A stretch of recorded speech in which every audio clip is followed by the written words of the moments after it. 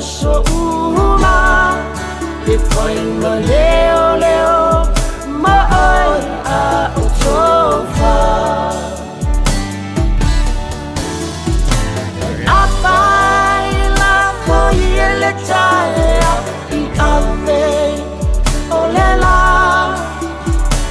nama chala lona funga wa ulena Maleshinga shinga ma eia te aia so uma e foi ma leo leo ma oi a utofa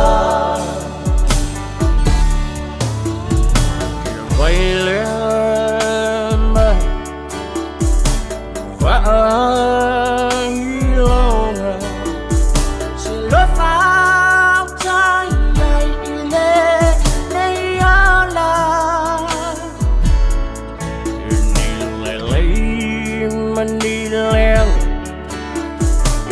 Chama fuchanga awa ele choy chala no ile pala pala mo ngana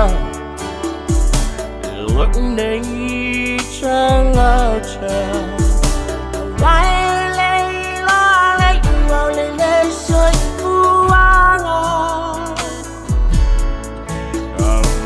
Java aselu Shata fola umai Tasilo ta alunga sa alulungani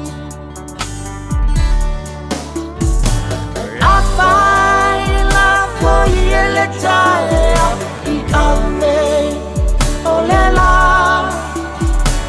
Nama chala lona funga wa ulena Maleshinga shinga ma eia te aia so uma e foi ma leo leo ma oi a utofa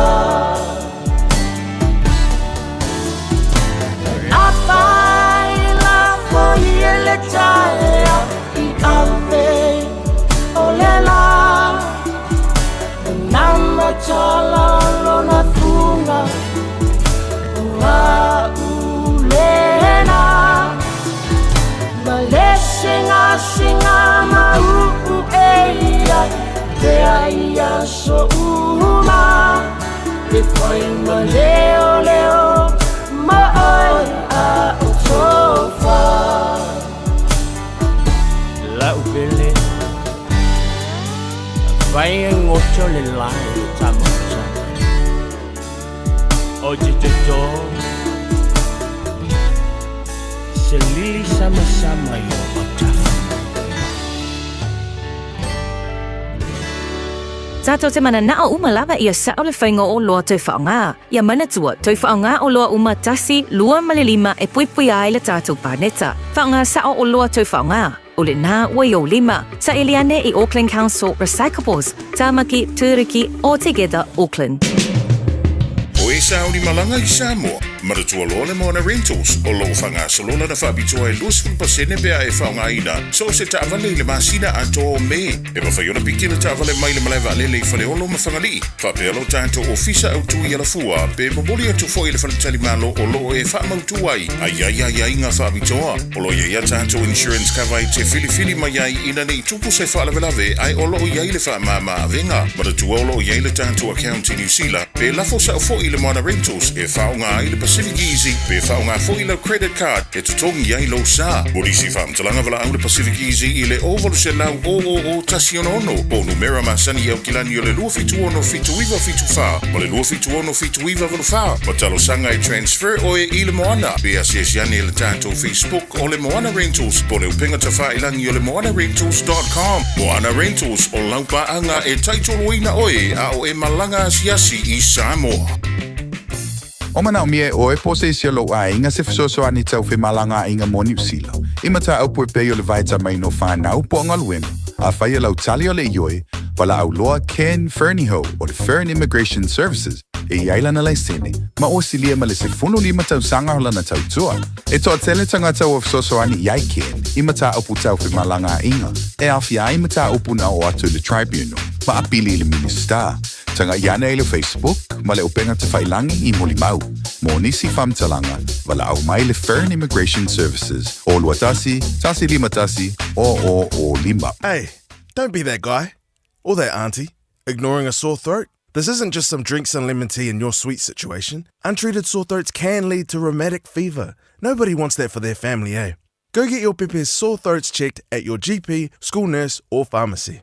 It's quick, easy, and most importantly, free. So come on, whānau. This summer, take care of your tamariki. Get it checked and get it treated. For more info, hit us up on socials at Stop Sore Throats or visit stopsorethroats.nz.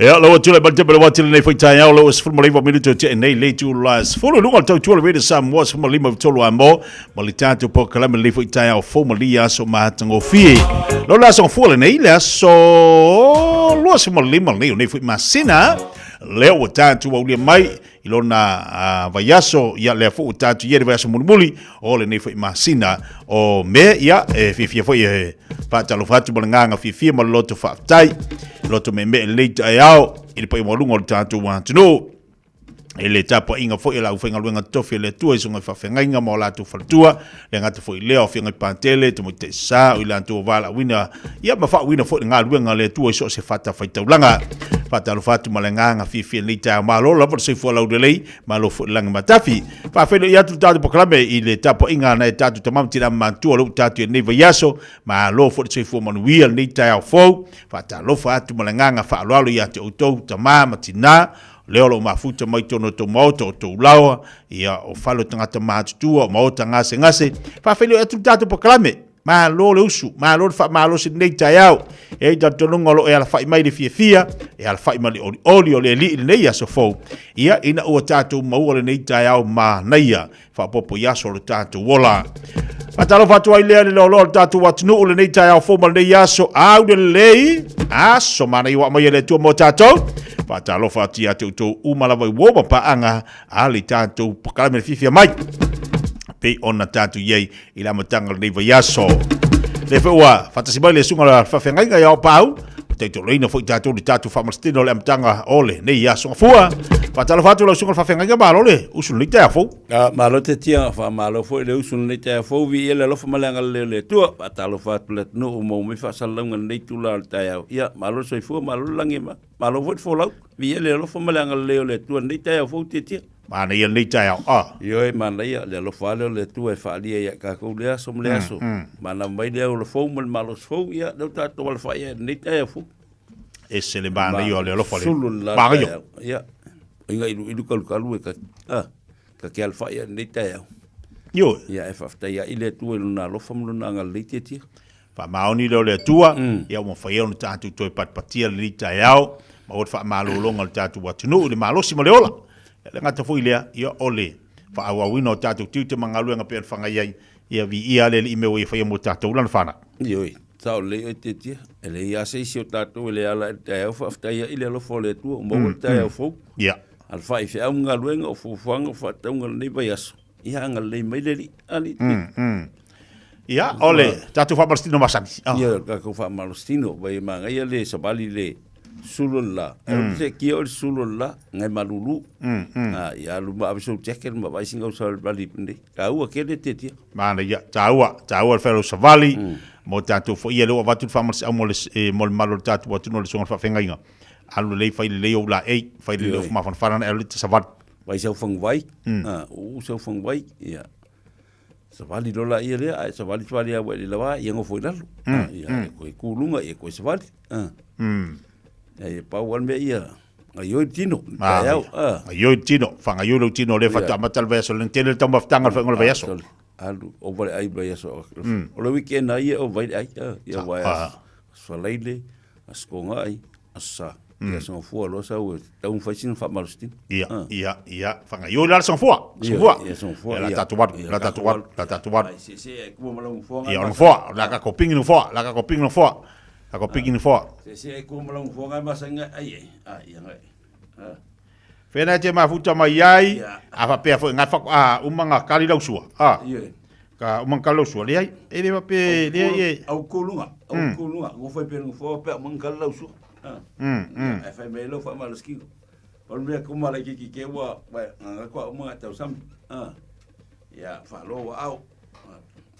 Lo au ia kasi lua kolu fa lima ongo fiku val iva sfulu ya fa sa lungo au kas lua kolu fa lima ongo fiku val iva sfulu ya ko kalu kasi lunga kas lua kolu fa lima ongo fiku val iva sfulu ya alunga au ka fa kas lua kolu fa lima ongo fiku val iva sfulu ya kango koso lunga kas lua kolu fa lima ongo fiku val iva sfulu koso lalo kas lua kolu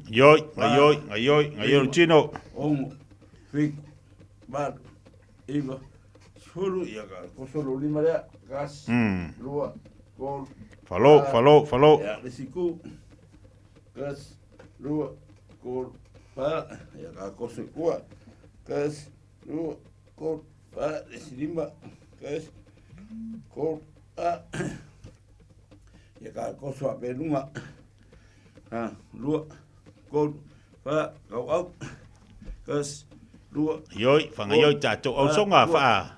kas Whalua, au songa whalua. kolu Whanga yoi e tua, i tātou matua. lua Alunga tamtau. fa lesiku Ya. kas lua Nga vali, Kolu. nga vali. fa lima ya Vali. ya ukafa Kas. kas Taf. lua kolu Mai pai lalu. lima Lalu.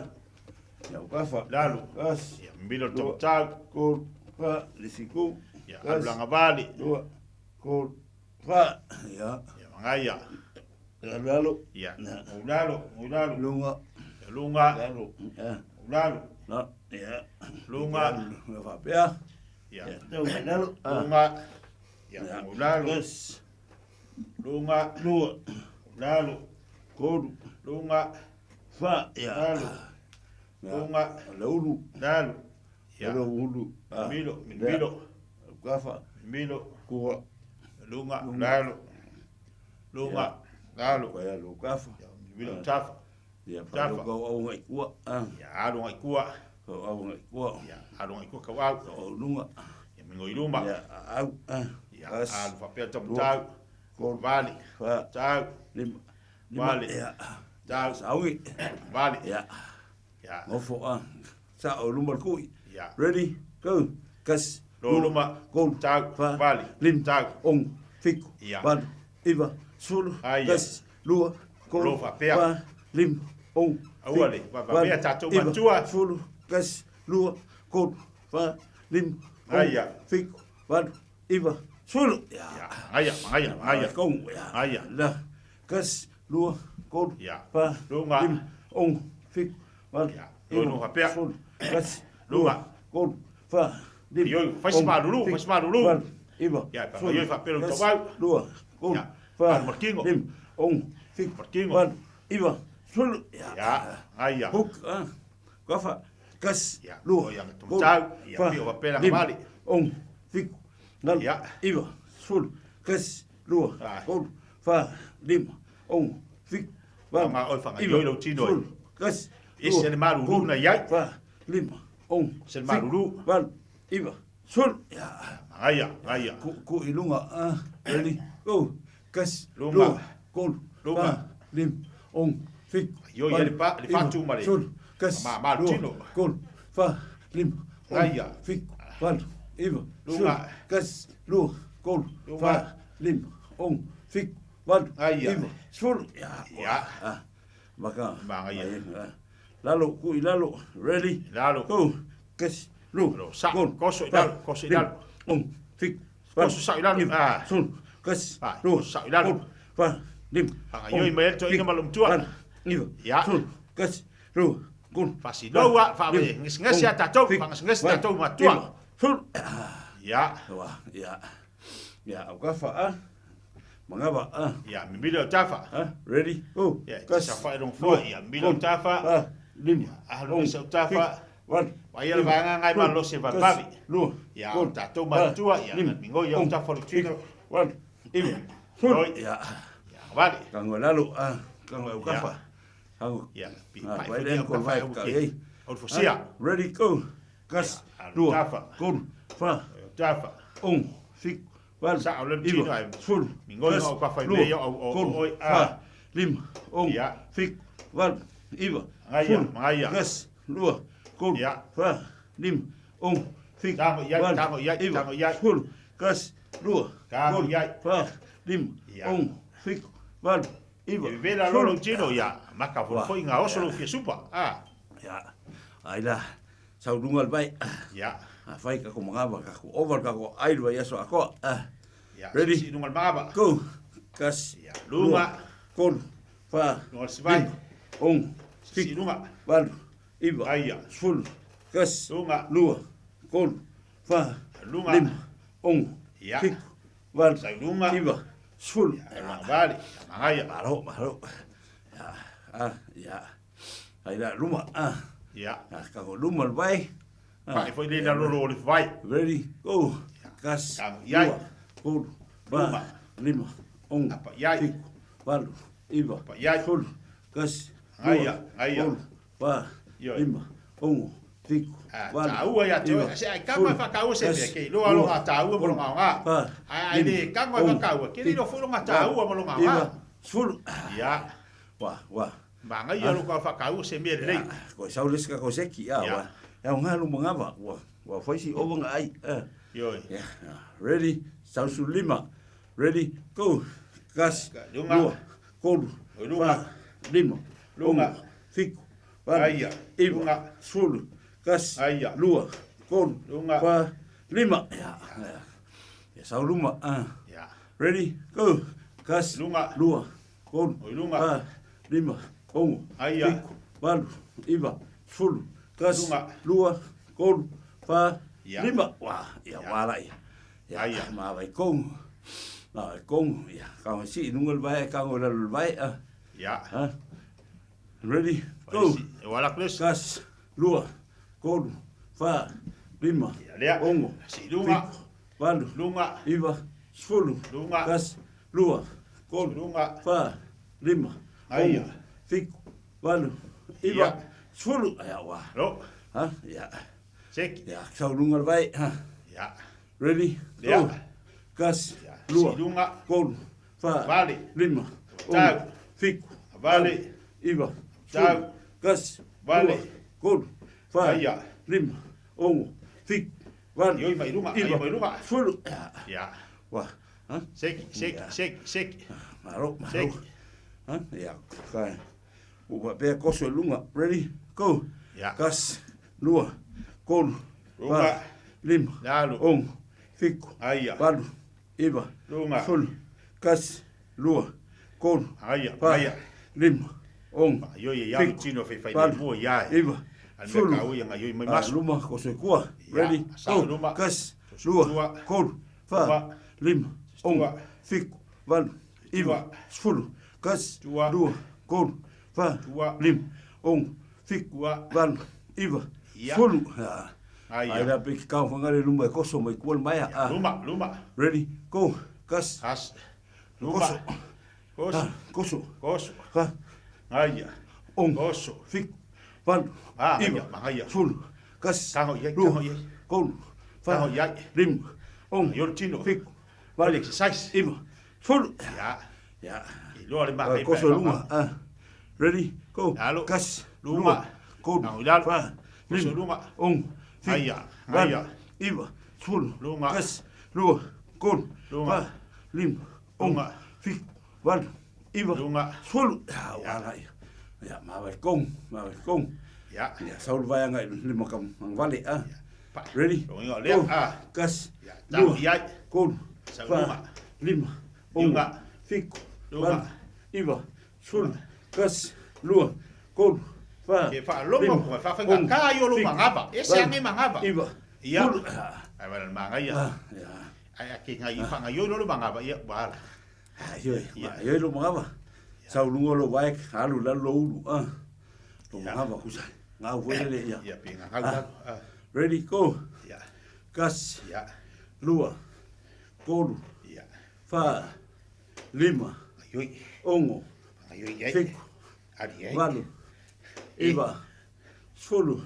Ya. Kas. Lunga. Lua. Ai. Kol. Fa. Oka. Lima. Kai manga ia. Ongo. Lunga. Fiku. Ad. Valu. Iva. Sulu. Wah. Ai Ya. Ai. Ya. Alu au kafa vai. Kafa. Umbalo dia. Ya. Alu so kom. Ready go. Kas. Ya. Lua. Yoi. Kol. Ayoi. Fa. Lima. Ongo. Fiku. Valu. Iva. Ai. Sulu. Ya. Alu luma. Ya. Kas. Lua. Ya. Falo Kol. luma. Fa. Luma. Lima. Ongo. Ai. Fiku. Valu. Iva. Sulu. Ya. Alu au kafa. Ready go. Kas. Lua. Kafa. Fa. Lima. Ongo. Fiku. Valu. Ya. Iva. Sulu. Ai. Luma falo vai. Luma. Uma la Ready? pesi. Go. Uma pesi. Kas. Au ke por uma la pesi. Fa. Lima. Me ya, le Ongo. aka ka ko. Fiku. Valu. Ya. Iva. Sulu. Ya. Ai. Lunga. Ya lunga. Falo vai lunga. Lunga. Falo. Lunga. Au kafa. Ya, falolo. Kafa. Ya, saul pes. Ya, pesi. Tato matua, ya oskoli. Apa tato. Shake my love, see my finally shake. Yo na ya. Kang all kapi se fast name. Eka dum dum Ya, eka para, awala ko pesi. eka lalfa everywhere. Aya. Shake my love, see my finally shake. Awala. Kang all kapi se fast name. Aya. Eka dum dum eka lalfa everywhere. Yoi. Dum dum eka lalfa everywhere. Tato matua sa fa, dalo. Aya.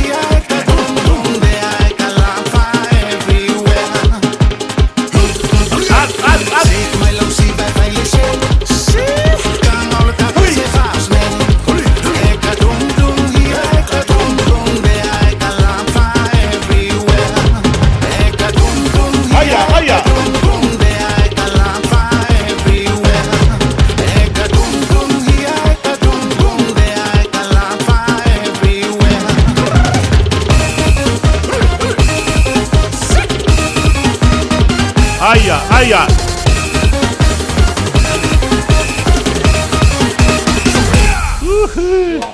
Ya, sekian. Aya. Yes. Kom.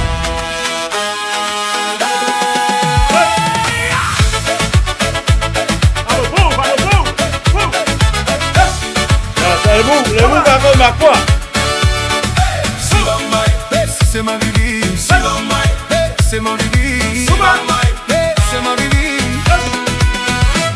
Tato, tu ia satani fa mai ta me totino. Le ola vivi i maleta pua ilo ai ga wata unisi.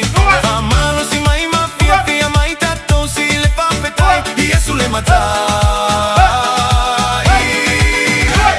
Tato, tu ia satani fa mai ta me totino. Le ola vivi i maleta pua ilo ai ga wata unisi. Amano si mai ma Fiafia Mai tato si le fa petai Yesu le matai.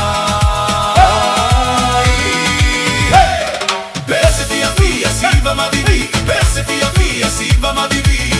Alleluia. Ma Fiafia. Perse Fiafia si va ma vivi. Perse Fiafia si va ma vivi. Alleluia. Ma Fiafia.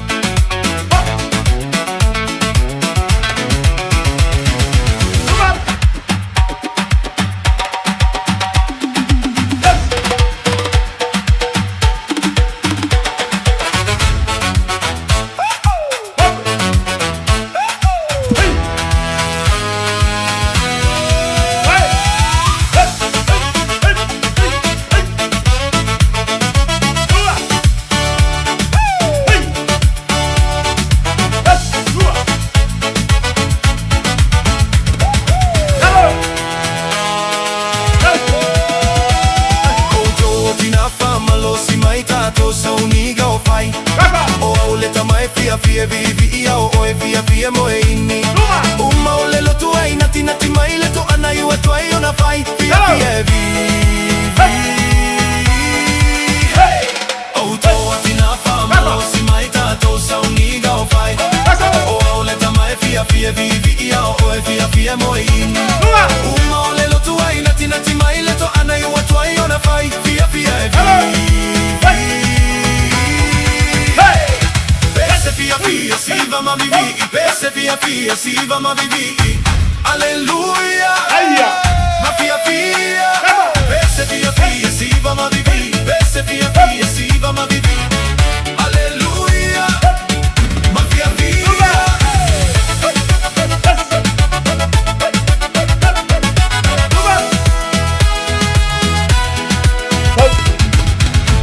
Aya. Ya, saules ya.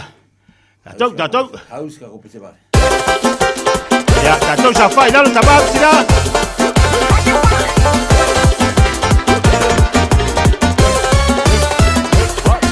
Tumasa ko lungas vali tuas vali luma fa sa o famlo. Fa sa pa o forin. San fa usale ula lule ulum si va. Mama po vi ai miau mai treka. Tumasa ko lungas vali tuas vali luma fa sa o famlo. Fa sa pa o forin. San fa usale ula lule ulum si va. Mama po vi ai miau mai treka. Yo so son tu veula fa sa lu emos musa. Si va siamo ai figli ti fa pisa mali e tautuma. Si va fai pupa. Yo so al me ai vai smel mawa. Yo so son tu veula fa sa lu emos musa. Si va siamo ai figli ti fa pisa mali e tautuma. Si va fai pupa. Yo so al me ai vai smel mawa.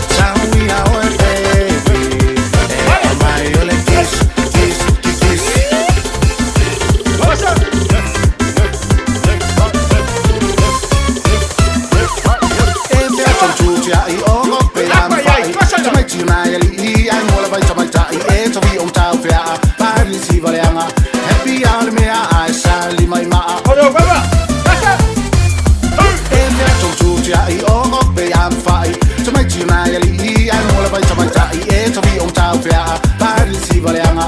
Happy hour mea ai sali mai ma. Se vai passare, io le ho molto bella fattabilità, mi melo, ai te ai di mole, fu al tale, fu le vasche, gli fa il pefu, ma me ai parco al coi. Se vai passare, io le ho molto bella fattabilità, mi melo, ai te ai di mole, fu al tale, fu le vasche, gli fa il pefu, ma me ai parco al coi.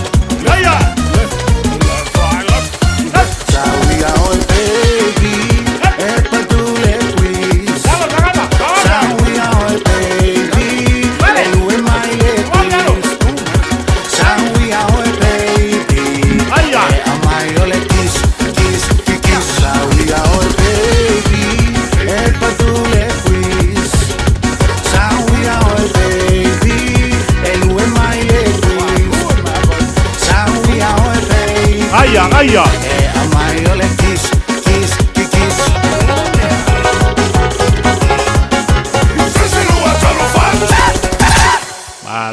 Aia. Malo, secchi, va pasta. Aia. Casi si va. Y la música. Fire fica. Fire fica. Y la música.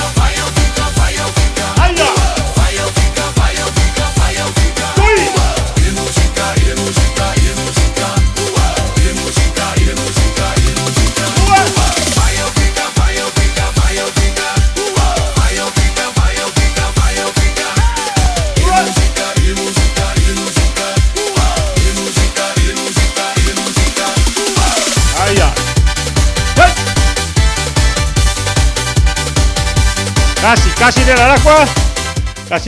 Casi de la agua. Tato batua. Malo. Tolonga.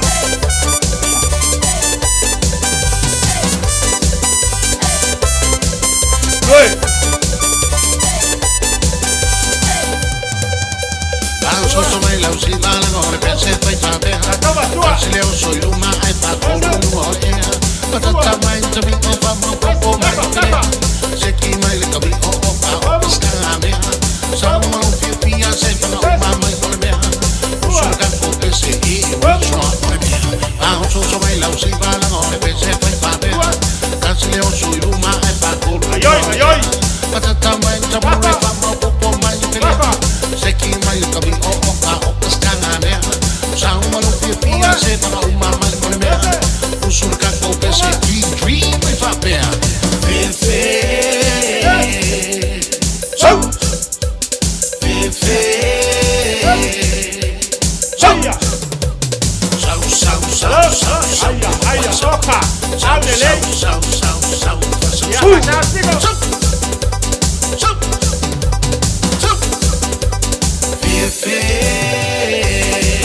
Balu, saya. Bal. Soy.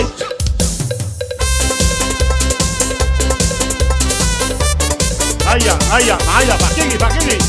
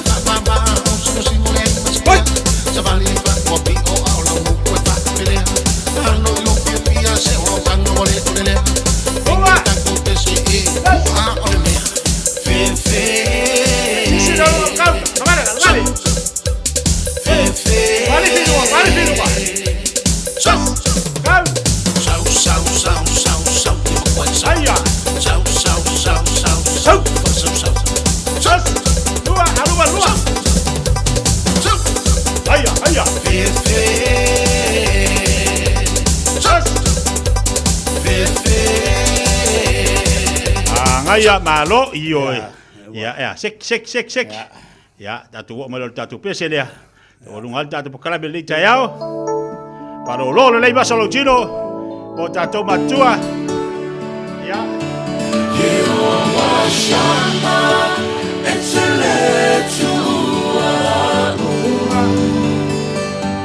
Jehovah Saloma le tuo filemu Jehovah Nisi le tuo umano Jehovah Rapha fafetemo malolo Jehovah Shammah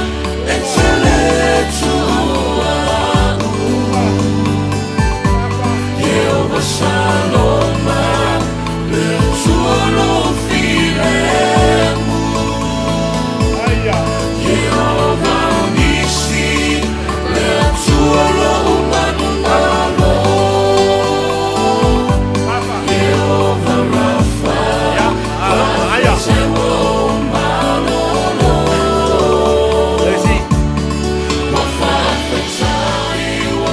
Lo lei basa lo chino alo via lei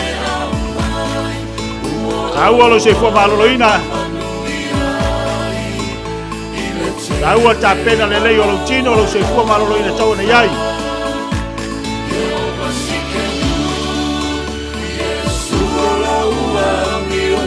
Alo patai.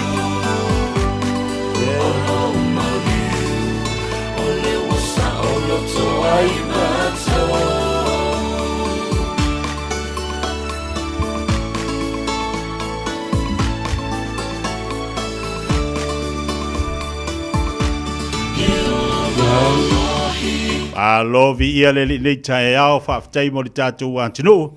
Ya, o se pati vi e le tai au. Ya le yo right. Abi sa pati fa mo lunga le vi ngole tua. Yo fa tai le tai au mo le malu fo. E sa fa longo le tai. Ya. Ya sa fa longo. Yo malu le tau. Ai tau ana fa nga yo lo tino. E te langona e o ia le taua. ua langon e te langona o le taua ia e tango ha o e fai te lo le taua se le mana i o le taiau po le ale vai ta pasta e sunga whawhenga inga e te tauana ave ese me tatu te mawhawhawai te le longa suma me te mawhawhawai al vai aso aua te kau avengi me o ngafi o e ala whai mai te taiau fau o i o le aso fau e fau e la o nei taiau atetia wa whai mai e fau le atua i taiau uma o inga kako le us whai mai fau ngi kai au e fau ia kiri va ia o ngafi me o ngafi ko ko va ai ka ngafi ai va ai tangata e fou nei aso le fa mai polo se va ke riso tangata fou e fou wala o ka uma wa ka ai su ia e fou ko nga me fai fou ma fou fou la lang malosi lon malos fa fouina wale ala fa ia e vi ingole tu ta e o so le lumba ile ngofo le fa me ai ia le la mai o ke mingi le breakfast mana ia yo le fa malos a wale se matou te tai te sunga whawhenga ia Dr. Pen. E ala lo taiao. O malo na whailau whaftai le tua. E alu ese ma le molo moenga. Le anga a uma neina e ala le taiao e te anu whono molo moenga. E ke i alu kua kako ina. Ale mana i ala. Ala le taiao whailau whaftai le tua le malo si male ola. E ana e tū lo le inunga. E alu ese me molo moenga. Ese me molo moenga. Te tia e lua me e whio i lalangi nge.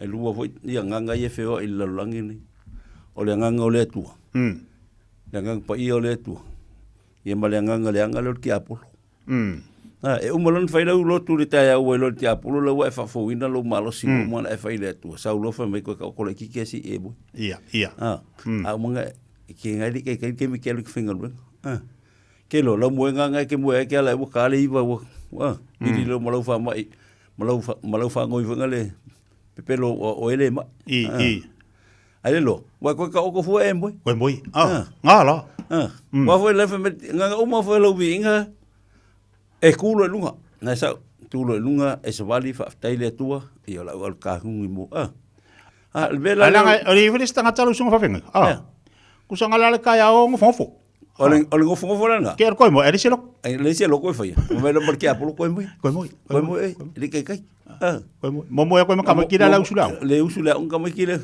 ni unga wa foi chaka unga la faile lo ala ya lang ma fo po amera ko ngi pidol va yes ala o ma fo lo to ye ala nga fa taina ta po kala milita ya nei ta mama nei tina ile ala fa ile ta ya ma wa mali malu si fo le si de me sunga fa finga te ti o so ye e lo kwan mara i manono ia e lo ka ikila lo mtu soli ba kula yo que piele ma sang il melo lo le fa ba viao ala al fa ba viao sole allo ko la ngofo male ma avo ele fa go e kongi usul pesonga le wala de taiao la alfa ya taiao o pese fia por pese fa afta ile tu las foma sole que fa ya ko le malo losi usul taiao pese lo uma ala lo lunga lo pa o so ele le kai ka fa ya to le malo si fa fo wino to ina ma ko ya le o mai ka ko ngai kim ele pa tu tonga ta fa ku ka le fa se lo ku e mo ta wale mo le tanga ta ma tu ti lo le fa timinei le fa ya ne to ina ma le lo ma tu timinei la tu foi ta po inga i mo ta malawa pese ka ya ala ka ngulu al fa o le ma ko inga ya sola ka banga nga le pese al ma lo ka ya o e va ko ala mo mai oi, engo foi ai. Ku sa lai pese lo, ala o kengia. Nga umango kengia malanga ilunga, lai ku sa lai ka kemo ingi la ka kfia moi. Ala pese ka malo.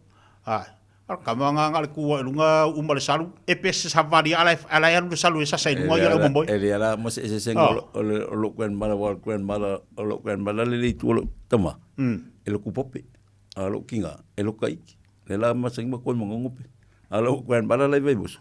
Sorry. El aulo salió a chavali solo ma sasa solo waka kiki ala el aulo salió solo solo solo e vonga le leolanga no ta inga matua ese le loto matua ina ia manuia wa vai la ele fa ku ka ko ngiva kemi ala pese loto to ina malo matua va viao pese loto to ina malo matua fa ia ile tua ia via leli fa ta ia tu tama au ga ko nga ma ia u so le va ala manga vai ko kinga nga mai leli ia se avang ia se so wanga ia ko amu Ka vale ko mo ba. O ye o lo le ba boy o ya. Chuni. Nga vai a ko ba ni kala fo mai wa ko le wa fa le ko ba le tua.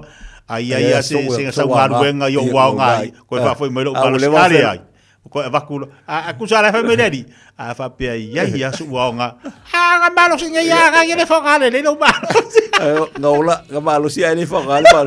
Pero le si la le lo skale ya.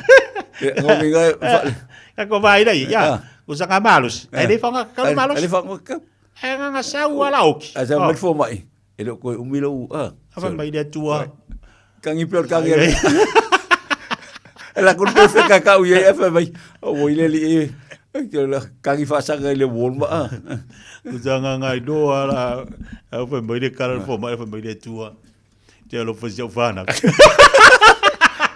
Si le fia si o ko la ki. Ela dice fa. Ale nga fa mai ele ko le malo. Ele mo se me fonga, le fonga ka. Le alu se. Eu le alu asi son ka mam son kingam ko le alu. Le alu se loku a fa mai alu fenga luenga le sa. Asel. Elai, te fa wal po kala me ale te tua ale son fa fengam te ti le tai au pe mai atu tatu fa silanga ia tatu telefon le ngala Britania.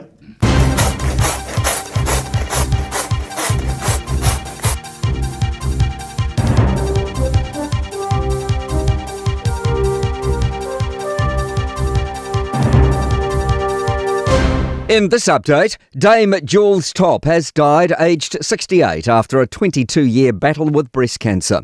She and her sister Linda made up the musical comedy duo Top Twins. The pair delighted Kiwis for decades with their comedy folk songs, memorable characters and yodelling.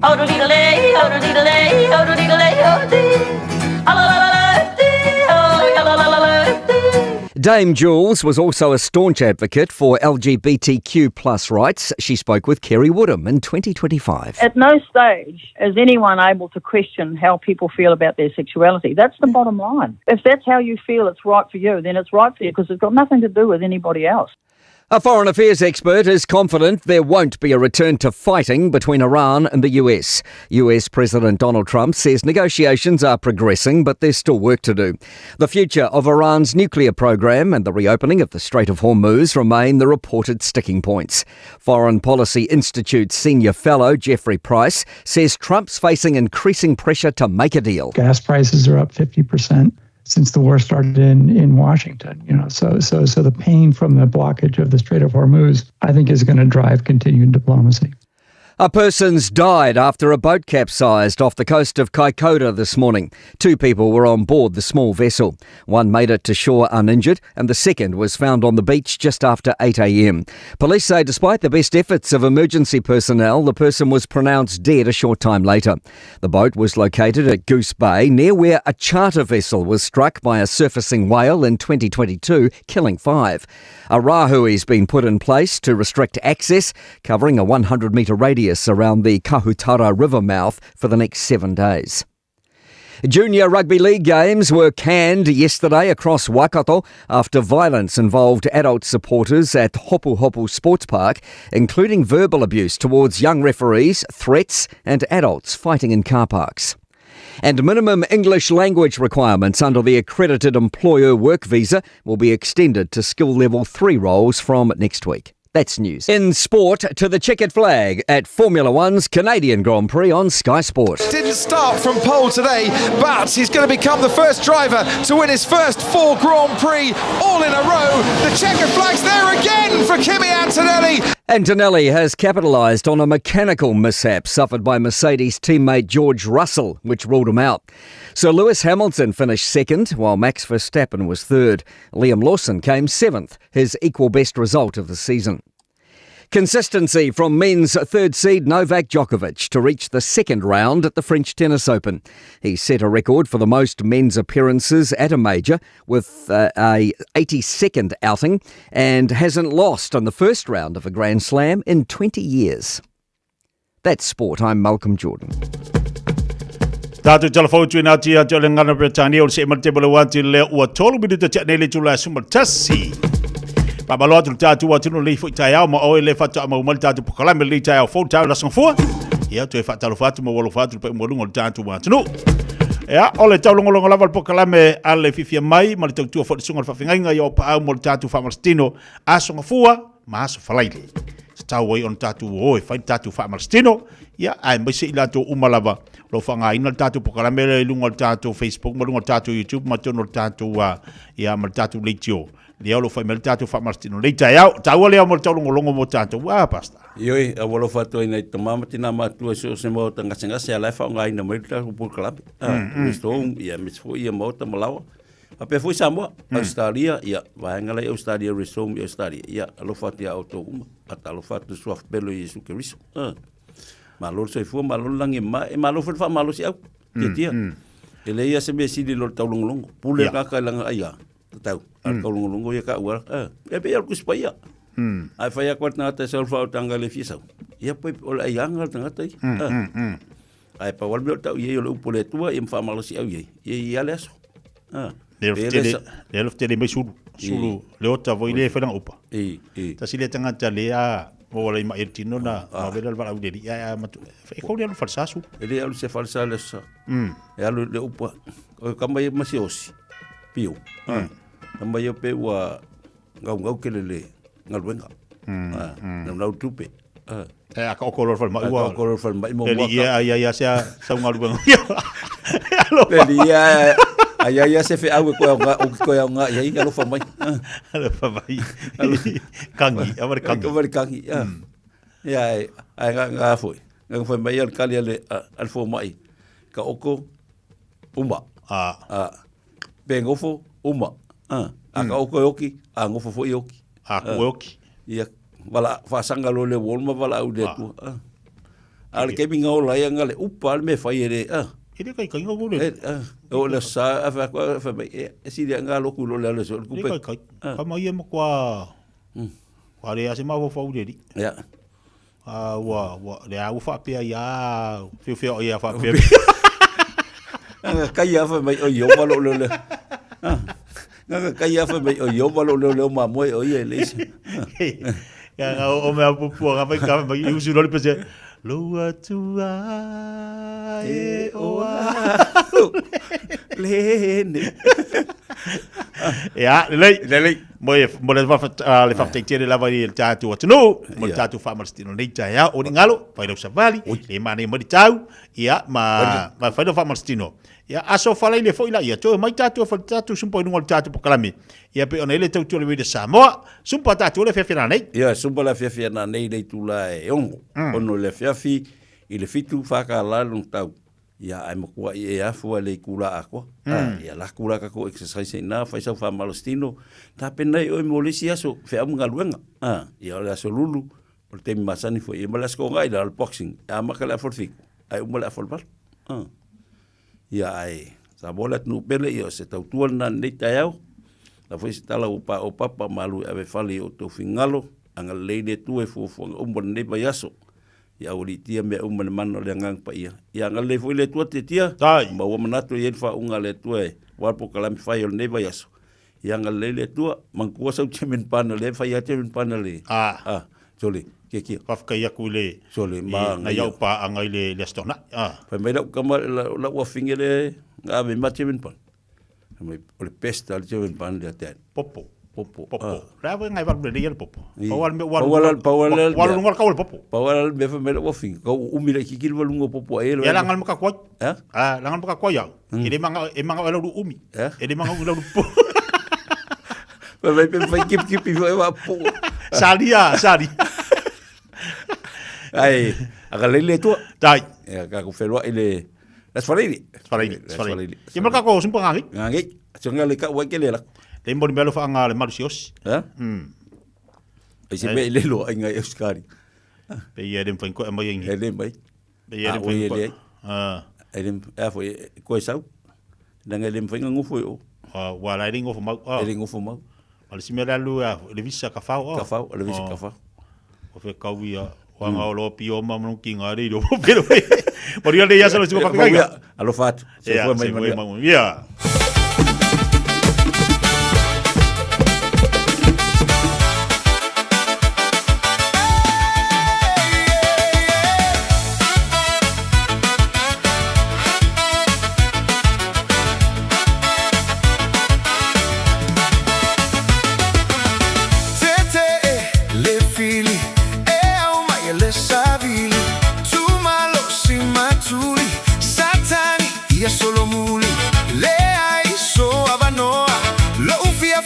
ua ato Suliese mamao Ilevasa lau lau Awa te toi te pa Yaine e toi vai vai ai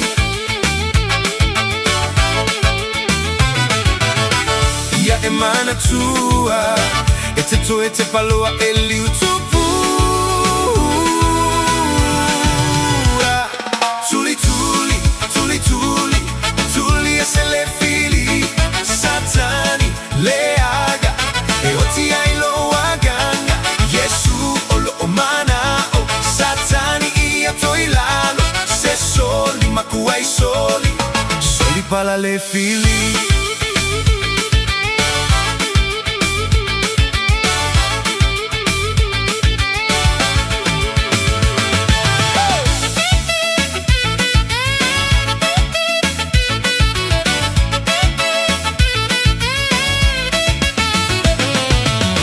Kerisiano tu mau Loa i toe mai mau Hua malo si mai satani Fa'atoi lalo ue i le afi O uso fa'a malolosi Galulue fa'a maona Tula i mo lana ngaluenga Tau amo fa'a tasi le avenga Awa e te toe tepa Yaine e toe vai vai ai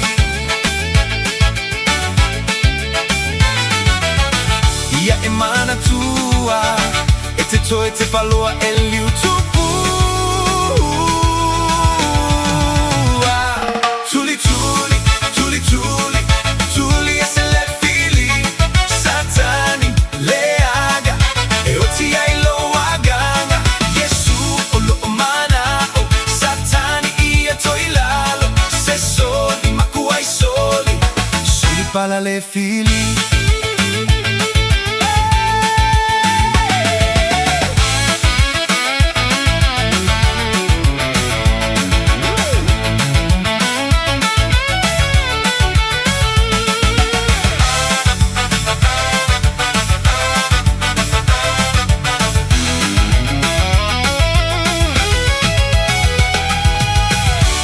Te toi te pa Yaine e toi vai vai ai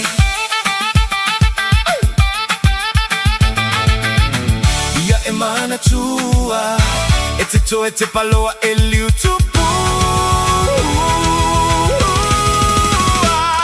Tuli tuli, tuli tuli, tuli Tuli e se le fili Satani le aga E oti ai lo aga Yesu o lo o mana Satani ia toi lalo Se soli makuai soli Soli pala le fili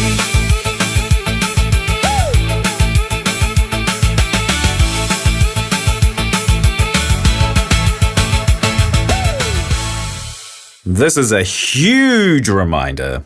Sorry, that was a bit much. This is your big reminder to do that little job of getting your winter immunisations, including flu, booked in now. They're available through bookmyvaccine.nz or your healthcare provider. Le Shine Dental. Lau fale fa inifo fa moina.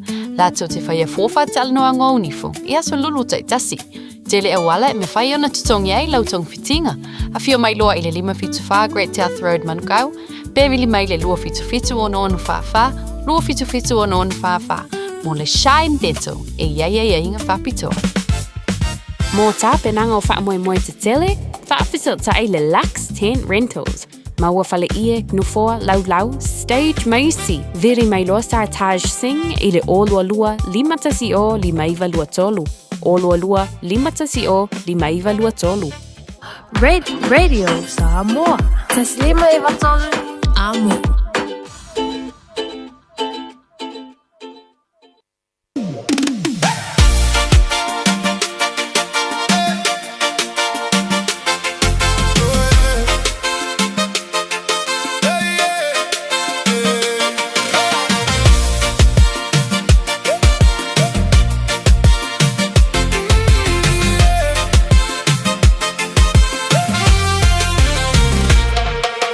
No, my God.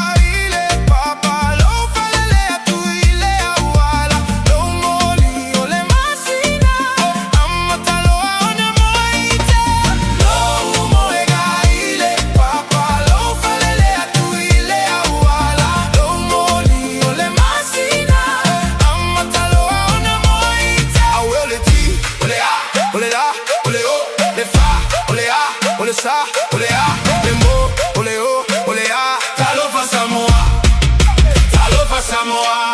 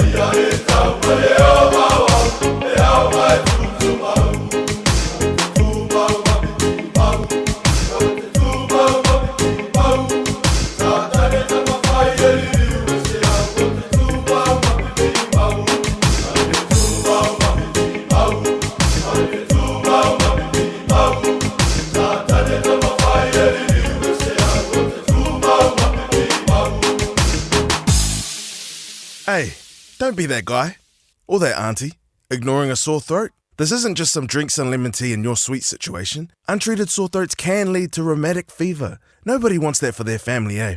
Go get your Pepe's sore throats checked at your GP, school nurse, or pharmacy. It's quick, easy, and most importantly, free.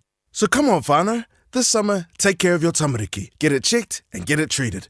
For more info, hit us up on socials at Stop Sore Throats or visit stopsorethroats.nz.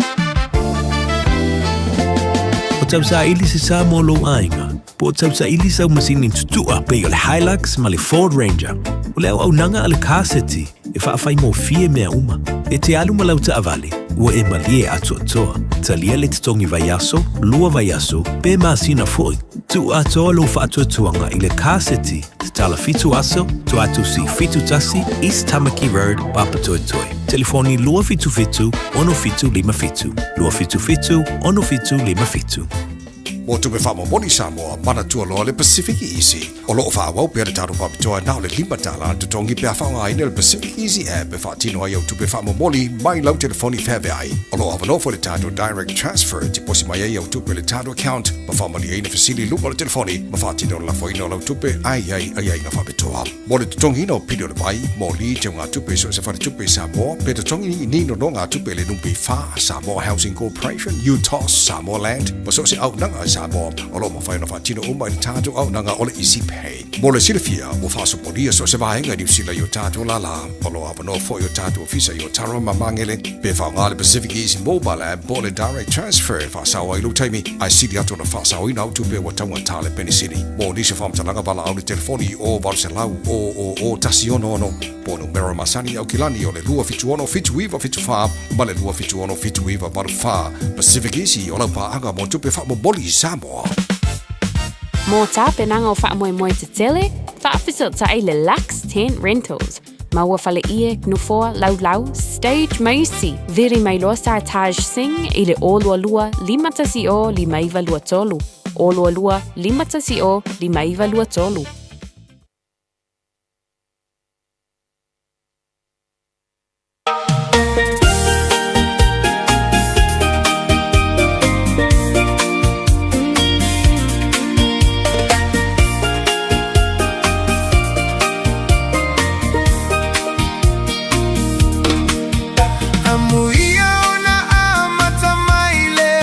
Samoa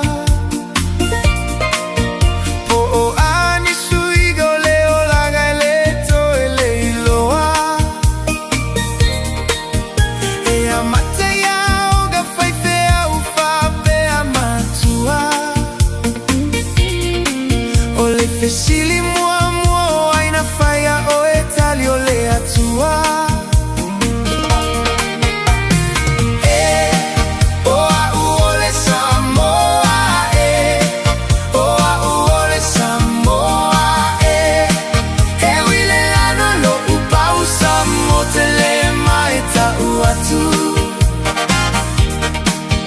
Amuia ona o tupua e totono Samoa. Ona itagata e fafaga i upui aso umaile au noa.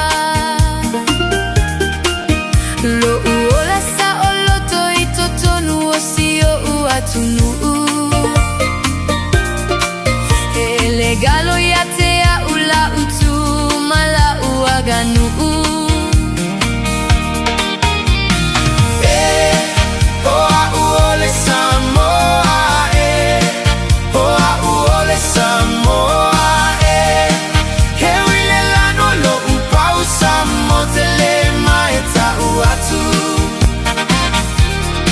Le pae lo upau e le tete e le fuego ma foliga palagi e le foi ai male fusi pa ai se I futi lo ulu tu sau sau ma poi lo ubutu o mea umana ale atoa ele o e o se teine Samoa. Oh, I want Samoa. Oh, I want Samoa.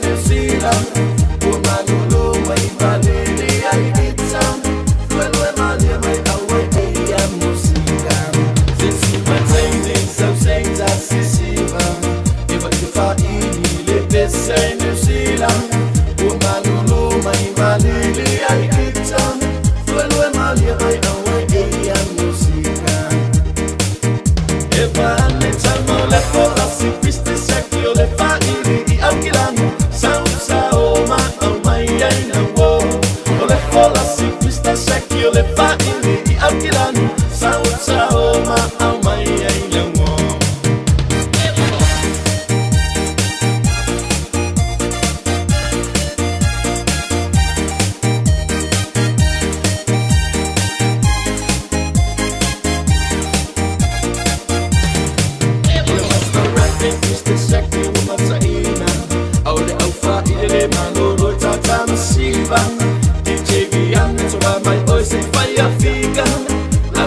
So my ine my oil speaker Ole master rap is the shaki umata ina Ole alfa ile malolo tata masiva DJ Gianni so my oil say fire figure La blessa so my ine my oil speaker Eva ne tamo le fola si piste shaki ole fa iri akilano Sound sao ma oh my ai no wo Ole fola si piste shaki ole fa iri akilano Sound sao ma oh my ai no wo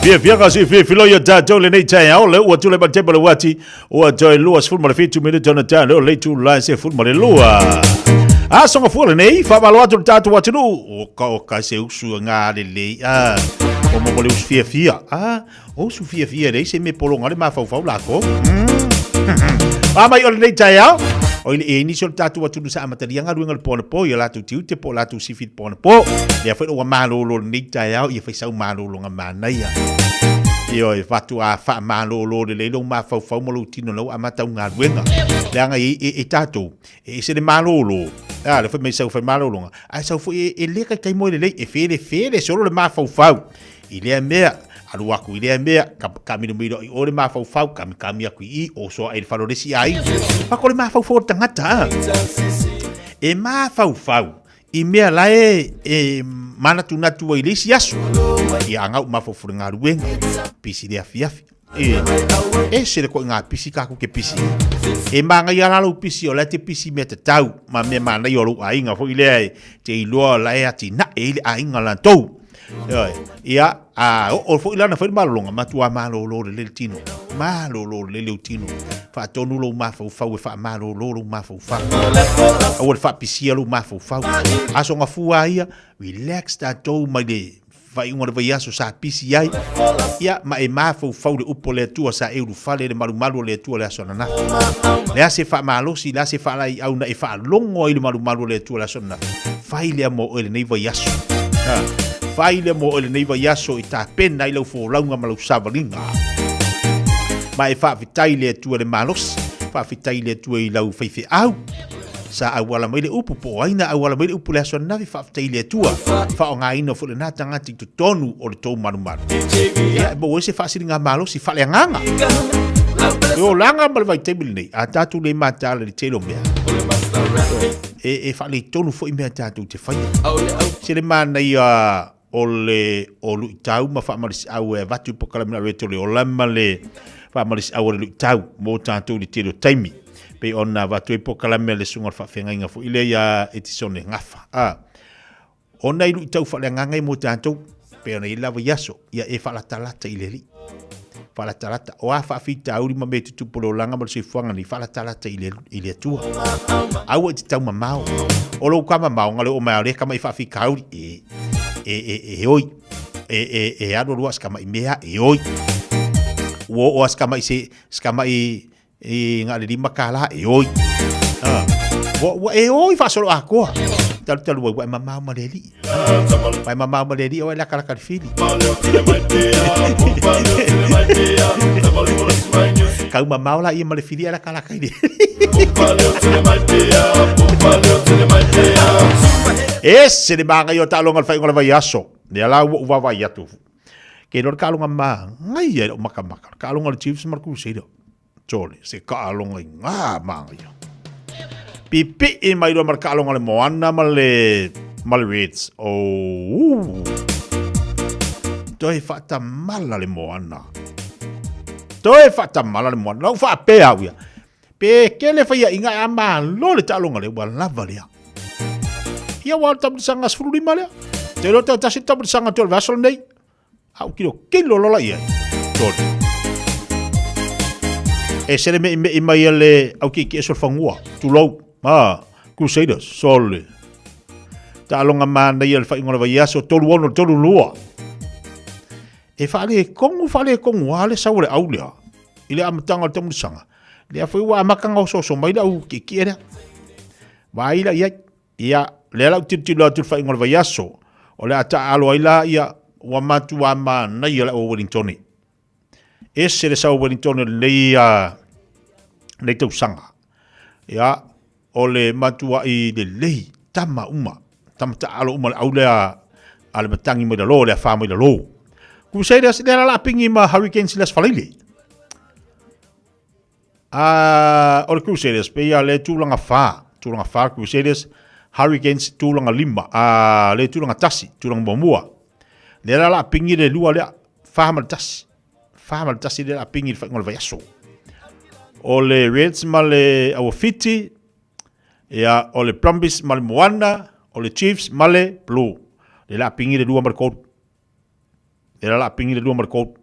e faisitelo tatu talonga la ia le la pingi ma le askonga mai le fa ngol vayaso o le Force ma le Warriors o le tasi ma le lua o le tasi ma le fa o le lua ma le tolu le la pingi o le Reds le tūlanga fia le Reds o le Reds le tūlanga i le tūlanga onu o le Brumbies le tūlanga fitu tūlanga lima o le Brumbies la lea o le ata alo ia le ai Brumbies e ta alo ma le moana o le Force ma le Warriors e tūlanga fitu ma le tūlanga valu Lono winga, e manga i fut fi ngonga ko rua dia.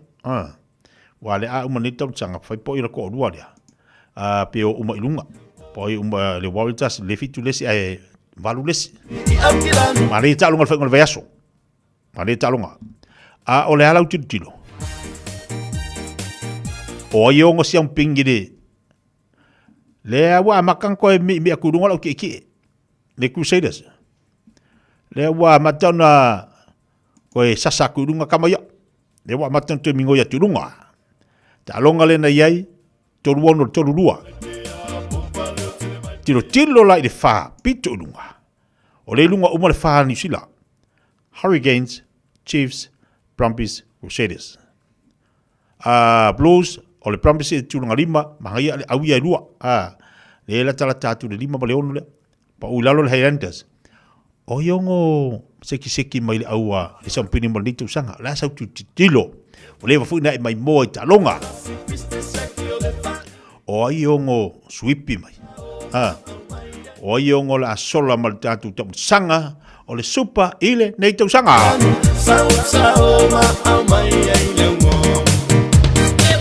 Ya uaya. Ila utilo atu le tam sanga le. Malo le Chiefs. Ola upekinga. Malo le Chiefs.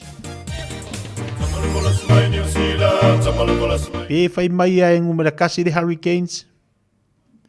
Pe fai mai o le wamingo ya kulunga la ukikie Crusaders. Tulanga tolu le Blues. Ai la uvaba ai.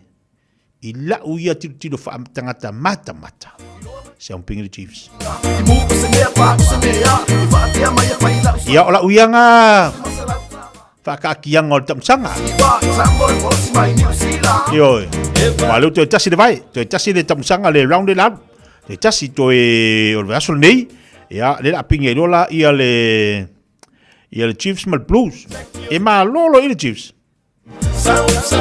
Kai lolo fala. Pepe se do fu de kam ki wila lo. Something malito sang. Ya, okay, de se be foi fa popole foi o ele, de tapo ile our Crusader. Ele se be foi fa popole ai o ele capo de Hurricanes. Ya po fa popole foi o le te tapo ile le Blues. Ya. Ai mea la ola uianga babai. So ke vai fa tamata alo fa tamata mata I tu e fa malai. E kai me ale polo, mar kai me fa ngai ngol polo. Ya on sai mai. O ke fa pela I loko maula loi mai. Vai me lu wanga ngi kai o le fa ko amakala so.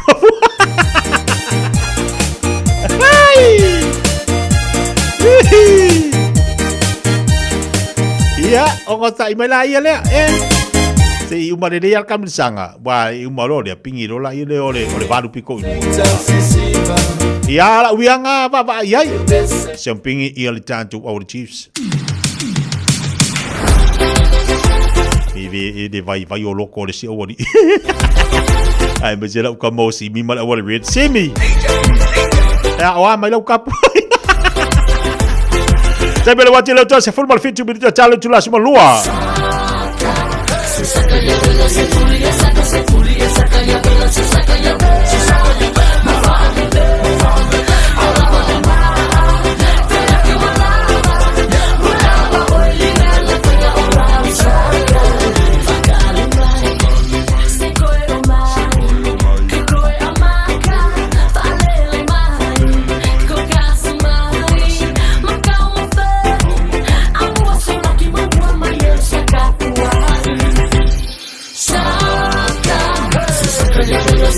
Saka,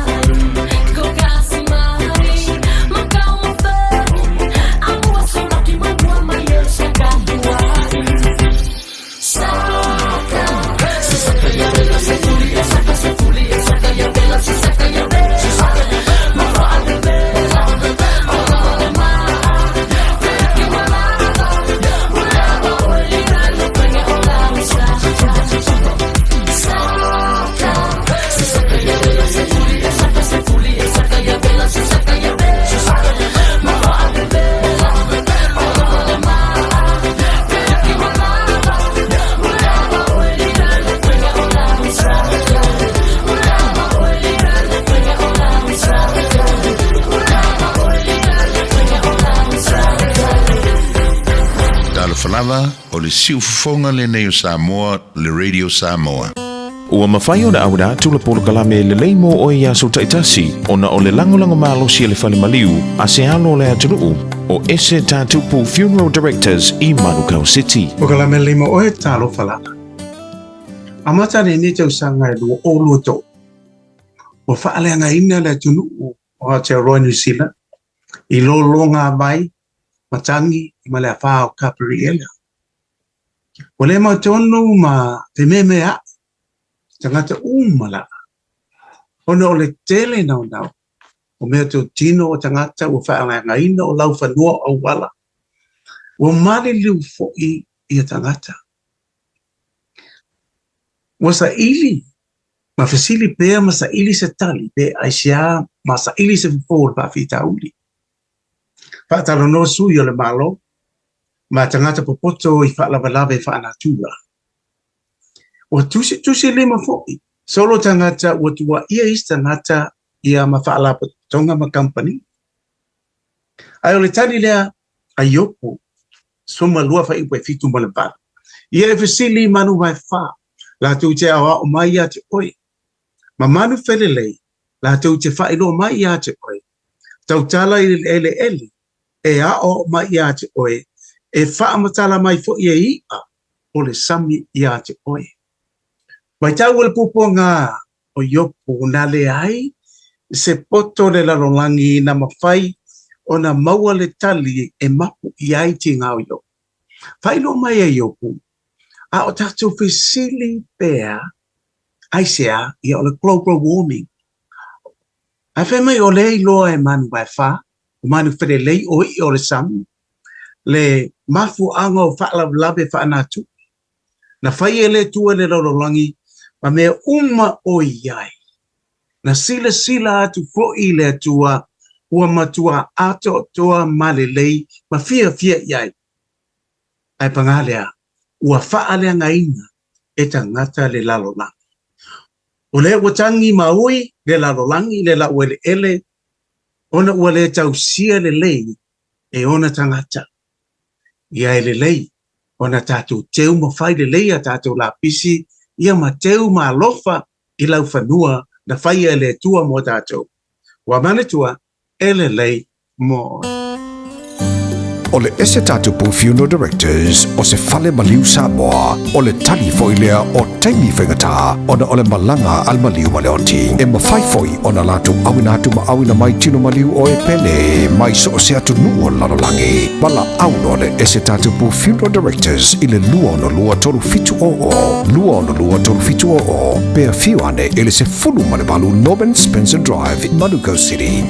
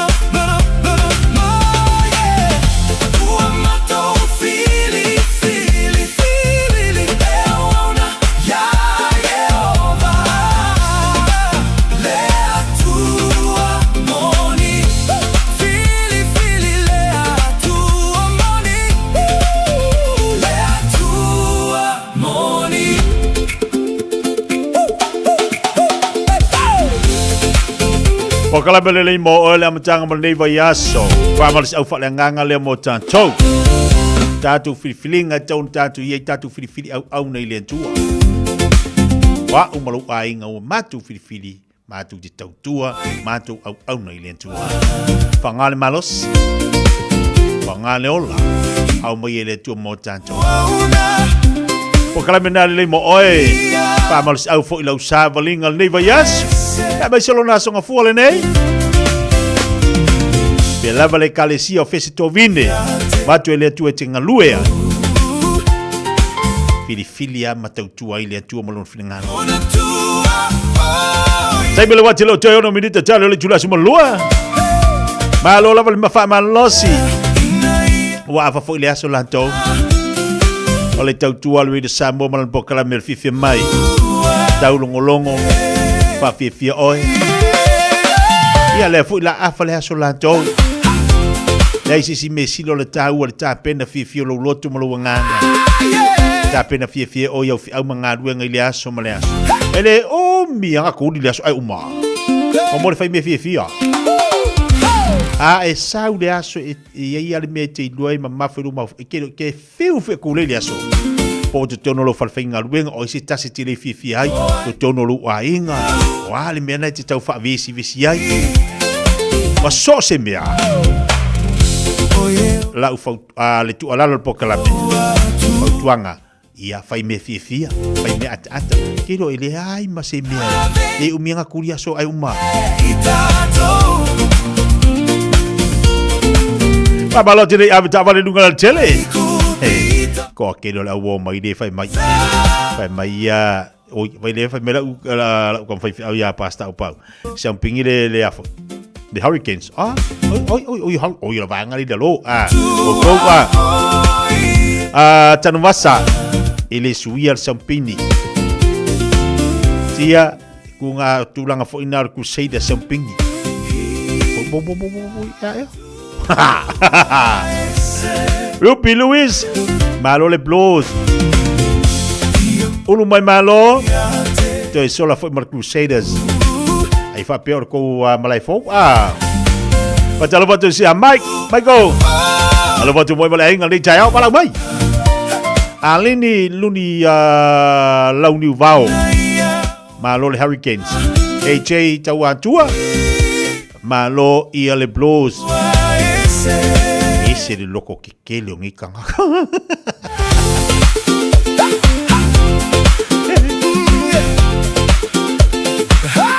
Ese mare loco que kele. Malori fa malosi maloko kele kako ainga. Aole ngawa fata otoatu. Ngawa fata otoatu. Ilu mamea. Tulang al tatu tam sangal ni taya leto sangal. Yo e sola mal Chiefs e something. Oi do fa ko fa lo makuole. Fa se fu fa. Le tufia e me malo le blues. A querer se vai ula, mas ela vai tentar depois que le taya. Timo fia va, siki me mai e malo le Chiefs. Nacho le yatawa, malo le Chiefs. Atalo fatu ai le to telo ila tu le mafuto mo le taya o talo 5 ia le ni te le tu le nai mo le malo si mo le ola ia fatalo fatu ia te to fe lava nai ta mam tina talo fai alo fatu mo to ia mai mo fe mele ko mo mai ko malo le Hurricanes mai tia o le Chiefs e malo le Hurricanes bang ia le makanga e sel fai ungol fai pola ko Se badisi o tatu wharinga tali tula sumalua te tali mai le tue whasalawina o tatu tala mai Samoa. Tātou whaamanatu le vai aso o le ngangana Samoa i le Air Veni Pacific. Whaatau sau la e au lele lava. Matango fie la e lei ese whaapea o la tau i tu tono o le tātou whale o loa o le Air Veni Pacific. Te tala i le aso ngafuanga i le aso whareile, mai le se furu i le tai awanga i le ono i le afiafi. Asu to anai i le se fulu i tai au, anga i le wha i le afiafi. Le Air Veni Pacific i le Auckland Airport Shopping Centre, wafsanga i tonu lava ma le whale ainga o le KFC, lata ana i le warehouse, Tuatu C1, John Gota Drive, Mangele. O fia maua sau ta vale po sau piki apu. Ai tong i ta iwa yaso, lua va yaso, pe ta imasina. O le sleek cars o le a maua ai le fsoswani. Ua ta pena le au whainga luenga a le sleek cars mo oi malo a inga. Aua e te popole i se mea e tasi. Te tala fitu aso, mai le sfulu i le tai au, angai le afo le ono le afiafi. Tele la lai au kilani i saute, vili mai loa i le o lua tasi faa, fitu lua selau. Po le o lua o, fa lima lima tasi. Mom, Dad, asia e te lua pisa so oi. E fe e alu so oi ai, Mom. E fa alu ai tato tupe. O te le lava. Le lua misa so oi uluma o masini poka. Ua mafu ai le vevesi o lua. Ai whaafafunga fo'i. Wala aule au nanga, ale mapu maya, ili o valusulau. Lua tasi, lua. Tala no iai, paaso le mu iai. E mawai lo o lua fiafia. O valusulau, lua tasi, lua. I love you, Mom. I love you, Dad. Ua ova maleono sfulu tau sanga le tau tua le Christian Savings. O le au nanga soso ani le ngaluenga le atua.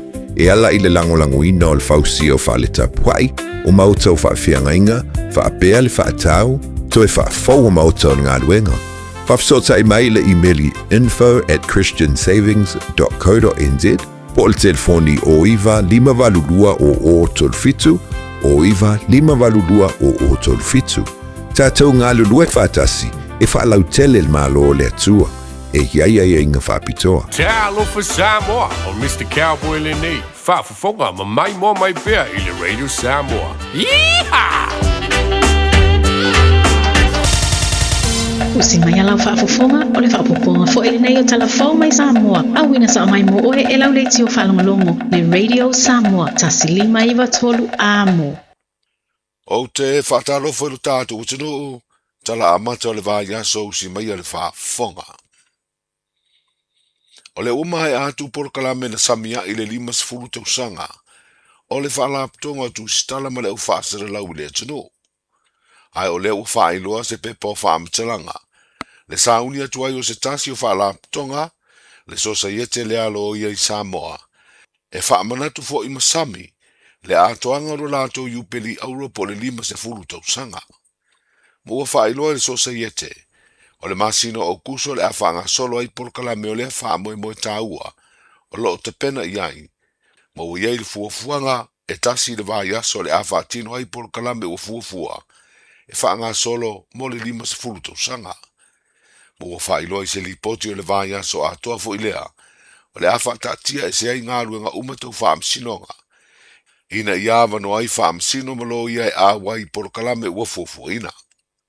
O le whaavaina o le sosa iete alo ia i Samoa na amata whaavae, ina ua pasia le tūlafono le tausanga e awhiv se lau fituono, e whaasino tonu lea le whaamalo si o tiu le tau ave o lo ia, ma waia ia i fo ilea tūlafono ta iala, ma whaasino ala e whaatonu fo lau wai, le whaatinonga o lea to mai awa o ina i lo tātou tino. Mo i luma le whaamsinonga māwalu ngā Samoa se mata ubutau whaamsinonga. Wa sua i se tangata mai fafo, le whaalaptu putonga le si o manga o le Pasifika po le Sprep, lea olo i wailima, masanga lue ei lea tangata ma avea o se tasi o whaatonu. O le whaamutaina o le toi ngalue o lea tangata mai Engelani i Peretania, i lea whaalaptonga whaavao malo o lo avea Samoa mauna no fuanga tūtutonu. O le mafu anga leo le tangi ala le su. Peta iolo i eise fina unga wha le tūlafono, wa wha uru atu e wha la tonga ua autu i le mau. E le eise malo si anga wha le tūlafono le wha amsino ngā Samoa. E su e lea mata upu. Ona le wha la tonga e iai awa noa i lalo a iei ngō tūlafono wha wao malo. E le mwha iei una mōria i le wha amsino ngā. O le su ino lea fina unga wa apai nei wha la tonga le Sprep. I se tālo sanga e tāo fiei le su ino le tangi, lea e tā ua o le strike out motion, ma o le awana au i le aso valu o le masino fōu i uni, e tuina atu ai se tali le ua tangi i lea tālo sanga. O le sanga lue whala tonga e ua whaamutala na au nanga, o ia fo i lea ua tangi, o mai Kali William na ua Kaliva. O lana tālo sanga na whina wina aire tuina atu e whala tonga o le spreb, o whaamtalanga na ia mana o mia e whaamautu ai mafua anga, o le whina unga whaale tū la whono al whala tonga, tau fia le sue eina o lana su, ma ua te ena le whina unga e le whaamasinonga. O savaria le ono masina o tapu le waunanga whaasara lau I lunga upenga ta wha ilangi, lea e wha ingoina le maoto vi inga, I se wha unga le wha amsinonga wha I tu malona tu ina mai, ia te se mo le tu sanga o mawai. Peita I o le safraire ua mawai na tali ai le talo sanga sui whaasara lau o lea por kalame, e pena sa fina uina le lalo ia, ma ua toa te tala ai le wha aua o le por kalame o lo wha o ngai upenga ta wha ilangi. Peita I o le ua ave ia inga le whaatonunga le whaamasinonga. E le whaatangaina, o le toi whai ai ni whaasara launga tau whaaleanga, e a whiai le o lo tangi. Ai le talo sanga leo e wha o ngā whiso o ta inga la vailunga o penga ta whainangi. E whai mai ai le mori maua le o tangi a lala I New Zealand, e au noa ma le malanga mai I Samoa, o te ena ma le talia. Whaatonuina I le whaamsinonga, le te tau na malanga mai I Samoa le o tangi. O whaatuna ngai e le whaamsinonga le aso luas furuvalu le masino Iulai. E vala awai mōni mau o le tangi o tau whaaleanga o lo mōni ai. Tole a foa sai a tole a foa malona whaletua. Le fionga iringa noa sa inaia. O sui whaasara lau ia. O le porkalame o le mauto vi inga e whaamautu I sini Australia. O le tasi o tālu sanga I la uolo o mōria na fina wina de la loia. O le tau fia leo le whaua wino le whaamsinonga. I le mau e whapea le aise malo si wha le tūlafono le whaamsinonga Samoa. E su e ai o la mōrianga. Peitai o te ena lea tālu sanga.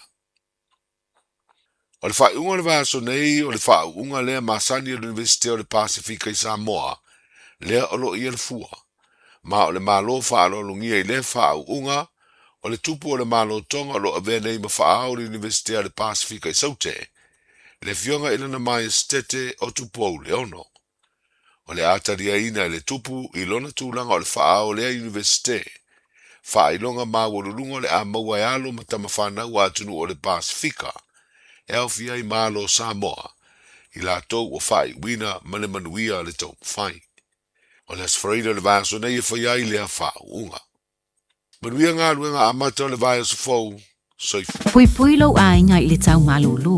Au e te whaatali. Whaatonu nei loa lau tui ar fulu. A whai wono lima o tau sanga pe o vatu. Pe maua o e singa se tū mau. Mai tanga. Po maua foiso o alo I singa se tau mānawa. E ma whai o na whai a fua lau tui ar fulu. Tanga ia nei le upenga te whailangi. Book myvaccine.health.nz. E vave to e whai ngō fie. Mō whapesili manisi whamtalanga. Really mai le Vaccination Helpline. O valu se lau, lua valu lua iwa lua ono. O valu se lau, lua valu lua iwa lua ono. Po o le fono, o valu se lau, tolu ono ono wha valu. O valu se lau, tolu ono wha valu. E siri le puipuia na I lola tonga fitia. Whai nei lola utui ar fulu. Ta lofa lava, o le si ufafonga le nei o Samoa, le Radio Samoa.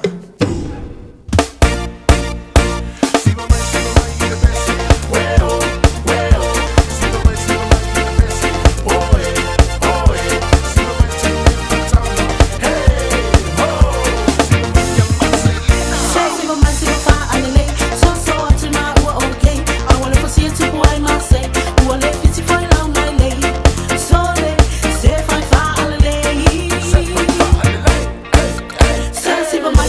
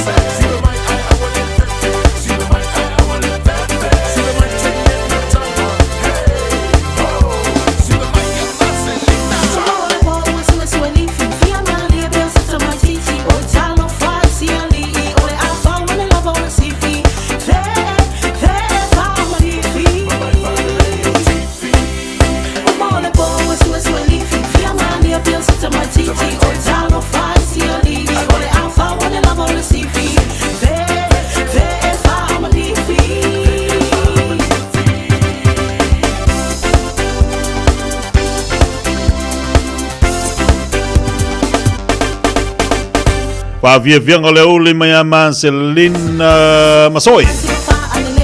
Sempre wati los 10 minutos cha dele tula semua lua. Tawa tu evatu tu fasalawino tatu chale mai Samoa pe ona iai. Ia le tau tu foi bala udanga le na al fionga ngal manda ti pe tanga vai mo tatu chala mata nei vai yaso. Ala fa tu awina ti ati o pa tali tu lai fitu le Fiafia na nei. Ia ona mole le si fa ponga le so tau ile tau le tu lai valu. Patalo fatu tatu pakala nei oli ni so tatu paanga mainga. Lelo mafuta mai Samoa tatu wala lelo tasi ono tesi wala tasi fa mo fa maloti ati o tornei tau malo lusu malo fa malo singa luenga. Ia ila tu lo mafuta mai fea I la waa patalo fatu tatu tua ni so la tu le mafuta mai le mata ke talonga kiti mana ia lo fa mala tu mai la Fiafia nei ona le na valu atona nei ile suir committee ina ia mo statu ni poti fo ile mo tatu talonga ia o lo o makwa pisa mai tu tono le o malai tu tono le fale le fa sala la wo tatu talonga kiti le la Fiafia nei ia la mo se fa mo fo ile mo tatu talonga tamu sanga kiti lo fanga solo nei Samoa na ilolo le asa tai po ai au le wanga ilunga ile au tama tai ma wali ai fa te ile sa tau sa ile tu sa no mo tatu committee ia lo no wing on sa ile tatu le asa tai o le amo si tatu ni poti tatu talonga fanga solo ia ile tatu tamu sanga kiti lo fanga solo Samoa te nei o le mare foi o le toila langa o tamu sanga ki kiti o te le o to e vava ia tu wa ia ia nu fo ie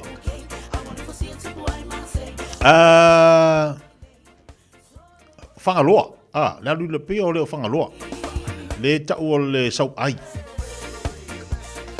la tu au o wa tu toila langa I dunga la tu malai le o to e eri lunga la tu malai o to e fai la tu malai o ta per pedatu le la wa o va tu esi no una wa maton to ta per pena la tu akuit pe fo linga maila o le tausanga fo ile lo fo le li o le amatu ato tele lo la tatu au le ia o le amatu a tele tatu au o le a o tatu tom sanga le wa mari ho fa ma itel malo te langa ma tam sanga la ia ta longa le ala o va ia tu no penga tfailang ya wa ia fi anga fo ile lu o to yo te ta pena la tu mala ta alo a mesir ki mala ki kiti fo fuala ia lo winga le wa fa u tam sanga mo ni tu sanga fi la tu sanga fi tu sanga fo o le wa limas fu tatu au ki kiti a fi au to mata lo winga ne le no fa ta o to lola tu sanga nei ma tatu wa ai ni mea lofa po ni mea o le a ta pena ina mo au ki kiti o le tausanga fo o le matua to tele lola o le matua tele lola ia au afianga o le la foi to tu na mai tono tatu tom sanga lea ana ia tatu vavai ai me sa mo ta longa foi e fautas tunga fautas ono le fa atu to la langa mai tatu tom sanga tatu tu nga va au te lo tu sanga fo la tele ia tatu au wai pa pe foi tatu fautas le la tu ta pena la sola tayao yo sa tatu watu no langa to tele la tu pe le vala mai pe I maua se tala mai le fanga solonga tatu talonga kiti ona le na tau mafai atu so committee ele ma fai na tala no mai sul ka o le committee dunga tatu pakalame o lo fai si ve vesi ma si pisa te lo to no le fale la le fanga solo tatu tom sanga ia fa baloti listo tatu panga mala vale dunga tatu Facebook mo dunga tatu YouTube le nei fo ia oli la song fua fai le mu le songa fua a songa fua ia o le koi popo fa le ia o mea ai sa to me la so na yo fo ya o ya ko ya so fa ka me iPhone ia so a o nei o le koi popo fa le ia o ta unga na koi ku ina lo nga mu kamang ko nga kama fo nga ko nga sa ia nga filenga makwa ye le ala o mercado ngi pi lo ka ko mangongi le lo to sam ke lo me manga ia fo ko fa manatu mo tanto tatu tilo ni tatu watu no Samoa ia sola ese le mana ia momolu lo wala tai fuala ia tatu o me ai ma alili sa to e mai le sa na mai dola ia le te fafanga ile tai ola songa fua ia ole ulu ma alili ole vangia ku ngala fa pa koko ia bodengi mai ko wave Ia ele ngi me fa vela. Nga re ku oi lunga nga fa bo koko. Ia fa vela ia la ia le. Malu le miki. O isi ai ngai. Tu toi mai ruau. Ai ke rola fa ngore ruau. O le fa ngala le ruau e selo fifi. Momole luau ai tu toi mai sa. Kamalanga e ku le ma asa. Kamalanga e ku le ma asa kokong. O le mangi o le mangongi. Kamalanga le ba. Ia atu toi mai la le kaunga wai. O ia si ai ngai asola. Ia a mo war kale eling e umanga ide sar kale eling. A mo wasinga mere le ora sa nga le aso sa. Ede ko koi ma le songa fua.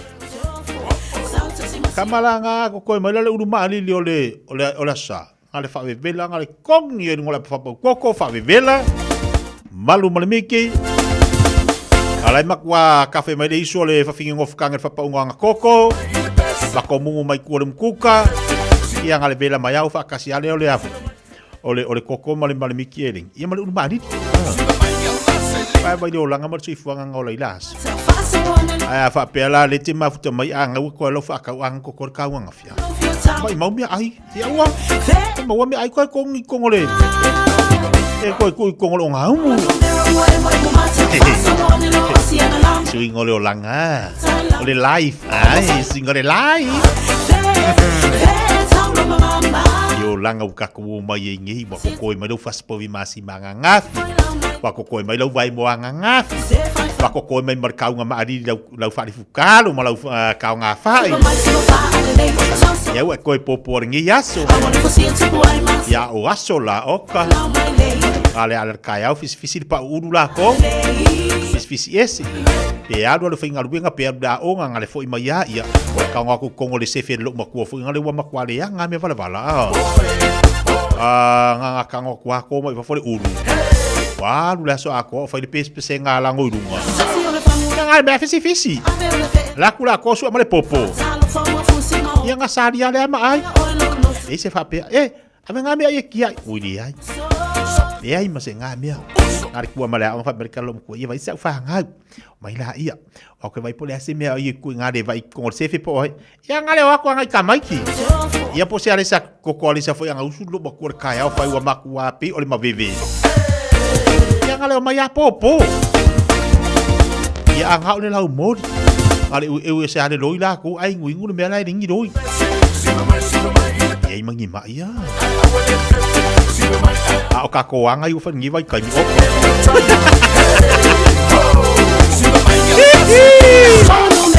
O ka ko anga pe ya anga le aule. I o lo ni me.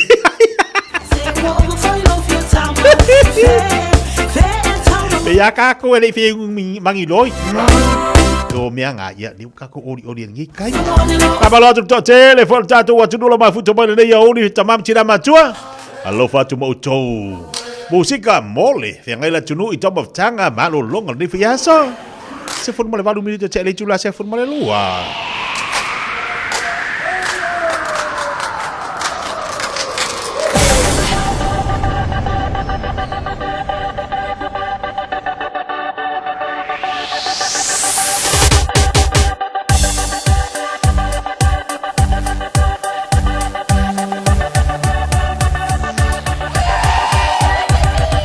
Lele manu,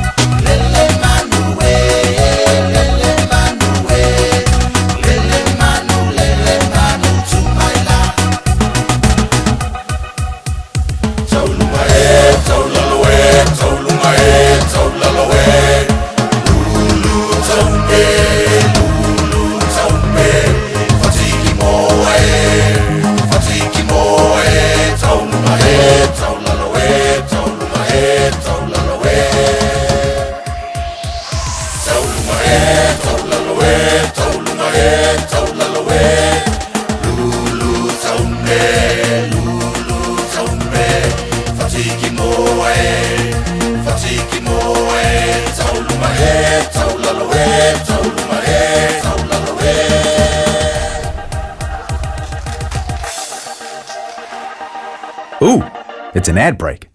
Perfect time to be reminded that winter immunisations, including flu, are available now. Schedule them in at bookmyvaccine.nz or with your healthcare provider. And hey, you might get to tick it off your list before the next ad break. O fia maua sau ta vale po sau piki apu. Ai tongi ta iwa yaso, lua va yaso, pe ta imasina. O le sleek cars o le a maua ai le fsoswani. O ta pena le au whainga luenga a le sleek cars mo oi malo a inga. Aua e te popole i se mea e tasi. Te tala fitu aso, mai le sfulu i le tai au, anga i le afo le ono le afiafi. Tele la lai au kilani i saute, vili mai loa, i le o lua tasi fa, fitu lua selau. Po le o lua o, fa lima, tasi lima tasi. Tātou whaamanatu le vaiaso o le ngangana Samoa i le Air Veni Pacific. Whaatau sau la e au lele lava. Matango fie la e lei ese, whaapea o la tautau i tu tono le tātou whale o loa o le Air Veni Pacific. Te tala i le asunga fuanga i le asfareile, mai le se furu i le tai au anga i le ono i le afiafi. Asu to anai i le se furu i tai au anga i le wha i le afiafi. Le Air Veni Pacific i le Auckland Airport Shopping Centre, wafsanga i tonu lava ma le whale ainga o le KFC, lata ana i le warehouse, tuatu C1, John Gota Drive, Mangele. Talofa o waleni o se Electrical Inspector Samoa, tolsu 5 tausanga tautua ma o resta reino fo i mole waina o lo mauta, falsam fatwhainga luenga, whapeli pe ino vaivela ma o ngaumu. Walau mai lo waleni o amos Electrical i le olua fitu, lua no tolu ono fitu ono lua, olua fitu, lua no tolu ono fitu ono lua. Radio Samoa. Taslima iwa tolu. Amo.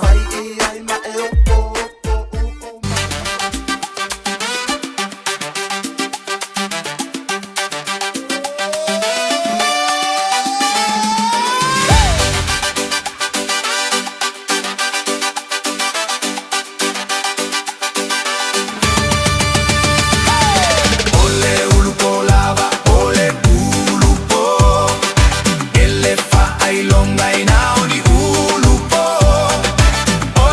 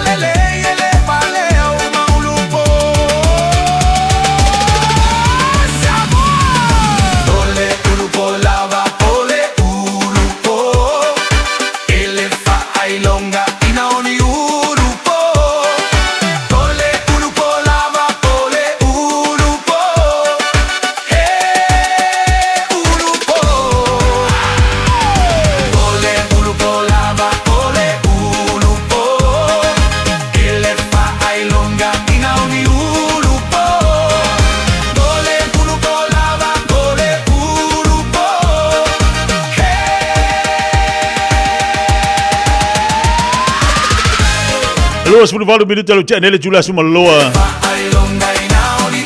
Malo tu lawa se sembla ku kala mcang kala bayas. Ya tu lo fengai malas ngas ngo top of tang. Jono fra inga SS. Malo atian te ujo. Asoa ia sunga fua. Ore popo mali ora sunga fua. Easy. Ora sunga fa visia. Mana ia le tasi fo tatu wa. Fa ringa nga batu nei kasi de vai nga tirin tau ai misai tatu matua. Talo nga fai tupe. Olo nga se kama. Se maria de la kor kama. Olo nga se melhor kalo nga fai kupe. O kai o. Oi kai o le a foi lunga le me umi ara de. Pese la ku kasi dari ole sky tawa fonga. Ore kele ka vai so. Eila ka querido pingi konga pu. Alang ka ngo fie fu ia le usa monta. Ka ke vai ko fai ore manga ngai ola ko publikasi. Ola ko ke un ola ko se. Ya. Ka ke vai ko ala ka ngo fu ia. Lu ngala tala fu ilia. To telefone tatu wa ke lo le te fa fon ba te masa ni fu na wai o. Ya mo kalong fai tupi. Ale manga ia o le tu ala lo te mai ti fu ilia mo tatu langa tasi le vai. Le tele na vivesi tatu urungari. Mo menu talong fai tupi. Ele le ia. Ia ele le ia ngai ke ke ka fa i makau. Fa sik. Ai o lo nga se kama. Ai o nga ngau soli. Pai mai ai si makwa ngau de ngari tu lo wa fa fonga le tu. Poli mele wa va venga. Nga tatu mamai. Mele wa va funa tatu Pave tongi le lo salesi. Ia po mele wa mafu fo nga kula u do isi. Yang yo kalong fai kupe. Alanga e pi fa atata la fonga fo ile mo tatu. Ka ko kilo ngere me. So. Ole si a nga ngau so le makua le fia ka ukala le ainga. E o makua le fia o fa nga ka le ka ukala. Ele mo e golofo ila. Lo winga. Tasi le vai nga fa tau le mo molia. Tau na ia tatu mata la le telo me tatu te ai. Awangi fa pe wa se maria kwa. Ia kau kala ku mare pinko mare ani ngo isi kalong fai kupe a. Au le ngau ka mole ngau le kau kala. Ese ko ngau. Tau na foi mata to ngi vai kai.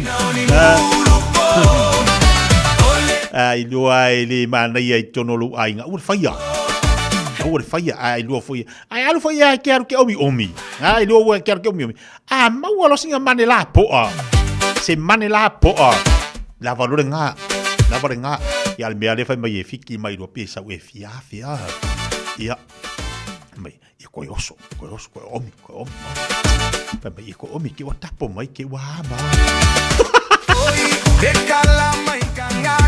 Pai, la ko omi nga fiki mai lo le manero. Fiki mai lo le makale manero. La sau pa kongwa. La volo nga fa ba sau.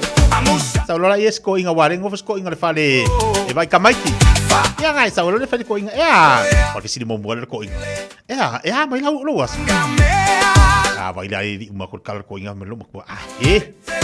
Bolanga ngore ako. Ako la dia. Tangalanga engala ako la dia. Ia mamang wi foring ias. Ya vais ko inga. Fia si ko inga fo ide wala ngang fo vai kamai kida so ako. Aya saula le wangau. Fisi dia ko inga. Mai lo waso. Mai alo mai. Ako ba se vai ngale. Mai ba se buki. Vai pinko faru ku pikai ai mere. Elefa ailonga ina uni ulupo. Ole ulupo lama. Ala vezi dia ko inga. Mai lo waso. Mai. Ako ba se buki ngal ba se me ai. Vai yang au kai fi ai mere.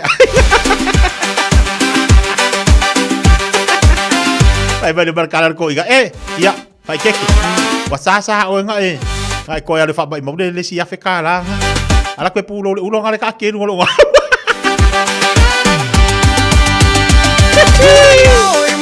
Kuku Maria berko ingai dunga solo lo la dia. Ba fu pare fifi ko ingal sawe ngau. Dai bela wa jelo jelo for 50 minutos talo le July tasi.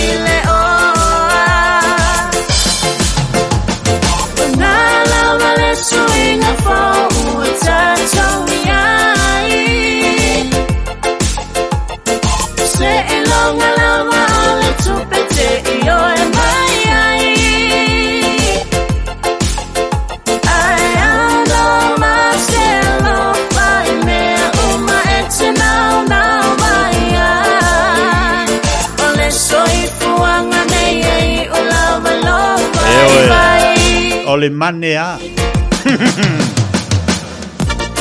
Manea. E fase se ngai ne ba fau fau.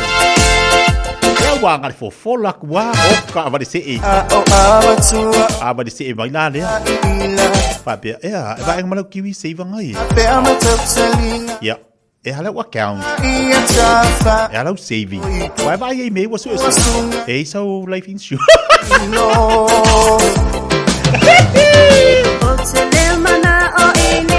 Manea. Oka. Se elale. Se olanga mumu me ala fau. Oh. Ala fa pe ia nga fu i male. E ma e la fa ko angari da lo. Fa ko angale finga lu da lo. O kangi me wala. Ia o langa lo sei fuanga. Pa pe nga fu da makanga la ko ma fukanga ila vai kai. Wa ke donga e fu io ia la lu vai kai mi kwa makanga fu lu ka ma fukanga. Lu ka ma fanga masia o wo. Ai fu yanga fa ia o lu ka mai finga lu ngale pe. O lu ki ngala nga. La nga finga lu ngale fa ma. Usa kinganga ko so mai fa mai ala fa mai o kinganga fo mai au la le ke i papangalanga la ke avela pe pa papangalanga ale do oka si fiola was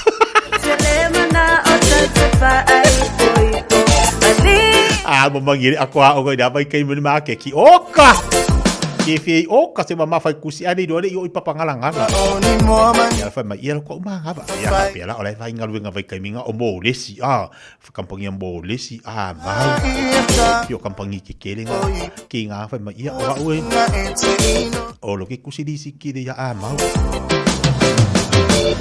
wa vai le yo nga vai kai mia ka wa makamakang ya ngale manga ba karinga manga ba o mena we manga ba karinga ya Fiafia kere ke mo pasifo ia ai como ma foi le si kere la ko ya la foi ia vakula yo le yang ai fa do passe se ma vakula me ngai fa ka se kipiro ka ma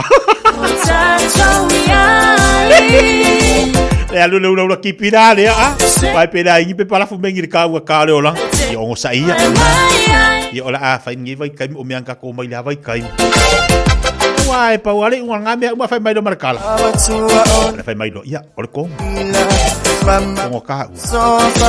Ya la fai mai la ko. Mai piki ya va ko ka ko kala ngoma mai ya. Fai mai ia ka wala so ia nga so la la ya. Su aku sava ia de ai. Su aku resipi ko por de ai. Ya e fun e de mama o al me la fiang ya. Mama asa aprema tsalinga. O telemana o kawa uma ai ngo kama ai ngo kinga kasu e ai ale le ala la fine si pico ai ya mai me ngofo ya i kwa fa pa ya muri ko fa ka mai ele olanga va kai fo ya ora me fa nga vai kai mi pila yo langa mar sui fuanga ngi vai kai mi wa kala ngore le ai nga lua mai ka mai ke fa pa ya le ya ring la vai kai mi oka ia e fai wangi me uma so aya so fa pa ia ya ali do ko avaru ka mai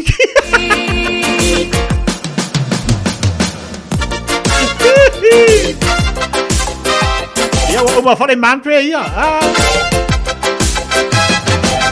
o abatua oni au pe a ila mama asofa ape amatotsalinga saula ia tafa ai oipo awasunga etino ino otelemana o ini ape a ila mama asofa ape amatotsalinga otelemana o tatefa ai oipo alie otino ino o abatua le kiola upuse tupe atano no o lava e pule saula ia tafa ai poipo ai awasunga etino ino au mai la ia le kiola upuse tupe atano no o lava e pule saula ia tafa ai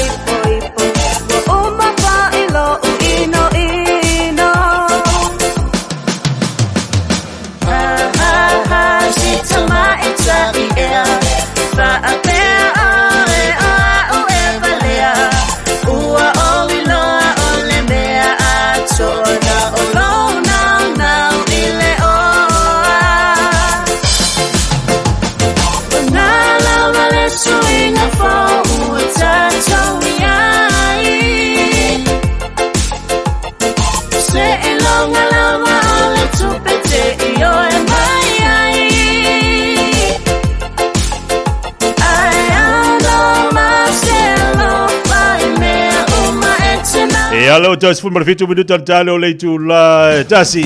E lo te man fatu mai foi le sunga di pule o tatu compagnia di tisa. Fatalo fatu ya uni tu vai fatalo fatu. So se fina Collins ba lo se fu moria. E fatu si mai nei me le poni. Fatalo fatu ya vai sa lao so no lote. Pa tedi mafta mai fa malo fo ya ekiwati tamati boy. Kalau foi so alo fatu para. Pa futu mai me le poni Australia. Kasi dia kanga lau kamai whaangot tei loa. Pesami no. Yangar uru po oro pesami. Yangar kamai ki kerile. Kamai ki whenua de lori au ke whai ako mawhau ngalai. Ya whau wai pola pepa kau karinga e more ki ngā rea sa. Orea sa masu i pepa kau karinga lumku. Yangar kamai ki whai ngaluenga mo pea kau karinga. Fatale fati ya timu enoka. Alo fatale mafta nei foi au. Kakeri do se me fa mo. Keri do po a me nga abila ko nga vai kan. E se me la ko fisili me foi ya.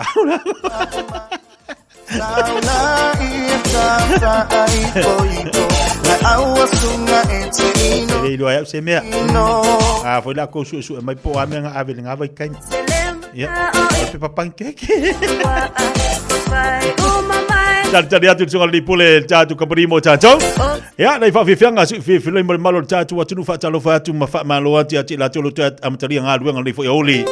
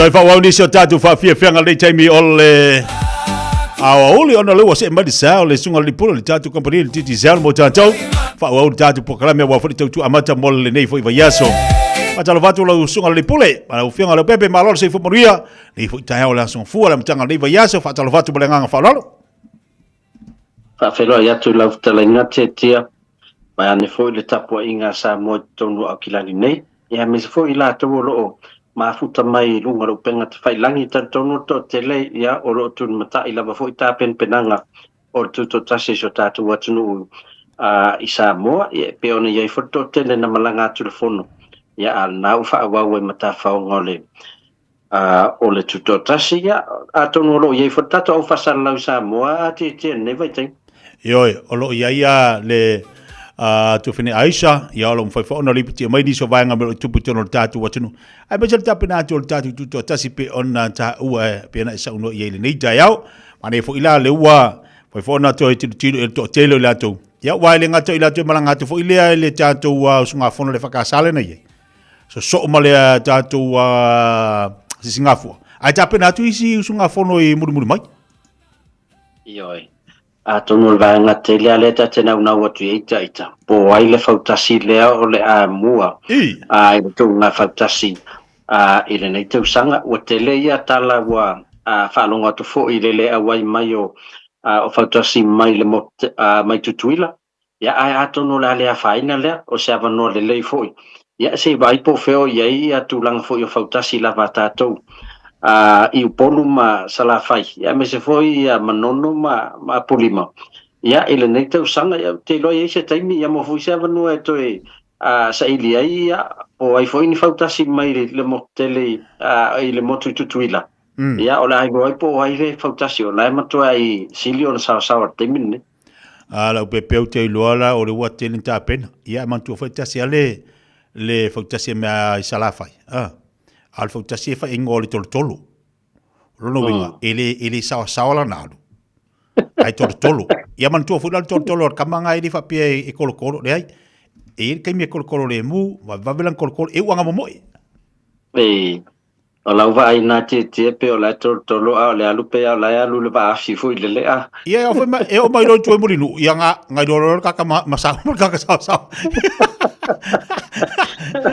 ale se atule le tapo caramelo pe tori o va ia tu tato supale ai o le tato tam sanga te to su limali ko kasi le tam sanga le toi a le lo ko le plu a le wa vai pe ia un so pingir chiefs ala sa ko kilo ka pru o le tulanga la ia tato e tato tato ma lol vai asol nei ina ia fai lota longa o le play off le vai aso fo home game lo tato ai a tato fai na vai aso nei ai ma lole Crusader ya Wellington e la tutalonga o lo no winga la o le ngai lat o la home game la ia o la tutolu e lo Crusader ia ai masalo pe tu fai tato ia pe tu lima foi pe te ua a bonus point ia le ma lole Brumbies e ia la le tulanga fa le tonu ia e ono le se tato home game in the playoff o lo no winga ia ai au te tira fo isi vaenga mantua o lau se kiwa ia home game ma le Chiefs ma le ma le Hurricanes o lo no winga o vai aso nei e te wa au mai la tu tama vui li fata a lo ala val season ia e mai e fa nga ita longa ia fa malolo la tu tama a le ia wale le vai aso fo ia o inala le la i loai ia wala foi fi maloku sei le se manao ia e tu toru lato ina ia faile lato ta longa o le playoff i le loi Christchurch a te la malota to le Chiefs ia e fe ingar Crusaders ia lo no winga wa nga i mela Crusader po le Brumbies e nga i mai i nei e tatu te ta alo ai i Eden Park i le vase fo o var termine a fatu su sa tunga fautas sa o nei tala la ulia tu fuema matasi an nei kaiau o le mato Hurricanes pe fa fautasi le vala ui termine la mua pata so to le Chiefs mo le Blues tulanga i sena le sa wale awal le Hurricanes ni tu sanga ele mana ia fo tom fainga pe ona ia wa matua mana ia sa le Hurricanes tu sanga ni ia tatu tiri lo ali me tupu tulanga na pe tatu tiri lo me tupu la pepe ia ia le mau la uti so fonue ia mai le lo Christchurch ele ta wapo ia mai full season o lai lead ta wale au mai fo la wasi ia le po sampin ya la to wa ma la to ia sampin ya ma sa ni la to ya o si au mala ye ese ma Crusader ele o man na fo la Crusader ya o le final la man na ya va ve fa tu sol fo no la wolin nam fa mo ya warta sang fo ya te o to sa mai ya le utato vai ta longa Crusader ma Chiefs le na umatu nei ya na tra ta mo fai lava le Chiefs me ngata mai wala to au le foi le sa ta ya awa to mo wala van ma lo sole Crusader le na la na ma lo lava ina wa mai el tem ya tal sila ni vas al tato Blues sorry tal wa te fa ta lo me ai las for le fa to mo le team la Fiafia i nai man kau ile mena ile gym ma le PPM la fa sanga mai le situ ia le back and safe o lunga la matu gym pea ma le valu fa le ainga ese e lunga nga e umala fa fo sa vale atu ai lunga ia maftau ia ma le si proper le Blues ia la atu son to lumala fa nawe fa ta se la to me ai ia o va ia to le fa pea ia la olele ta alo tato la o vai fale ngai e le ton to ai so le sta ma la sa uni ta alo so le matanga o me ai mo wena ya ai tatu tarsia o malo lo le tamani va yas tatu sa uni le tatu talonga maltius ya matato atu ya ilunga le ya ato nua le wa matato tem faina wa tau malo ma talonga e to sa ale ala o ngasi si de yeda so fari ile fengon verso usala wa aisa esela o me ai wo mal season ya me ai le nei atelo wow ngal malo me la soka o kilangilang sa pingi la stone ya vai at for sa warriors la sa wa ya tau von famalo si tato plus o io le wa vai tu lava un fale tono tu lava mona ya ai te lo tau anto ya la metato plus manuele o male le season a fai lava wa mai ya se tau ngatan ma fai ne tau sa ya baba ai mai lona ini sita mol moana na le mai fa malo si ati le tato auto sa fo alo va tai ya va nga tau al tato tu foi pela udanga mol neva yaso ai mai se o le tau o le ala o to te le tu balanga tu sa molo pepe fia mai mo foi ma awa al tato si singa fo moli tu sanga o ani vai nga tau na fa mana tu mol tato ai mai se le tato sim card o le te mea tau no isa moa a fai te tango download lau I sim ya pe mo fai sau sim card in al falo lote ti sao hai malai valili o vai nga tau ai ate oi o le am fai ona tapa pato lo ai nga le ni sila ya lau telefon a e vidi mai e se tapa pa e fa nga fasilia tu po fe fa tau oi yo na e fai le o le teriana e la tatu fal na em fai ona fa tau oi o supermarket i foi na masa no fa tau oi la foi mo wai ia mat pampensini foi la o tuela tu tabal ia ora foi mo wai na ia tapa apartato titisa e de ia la se excuse al vanga le New Zealand mo stadia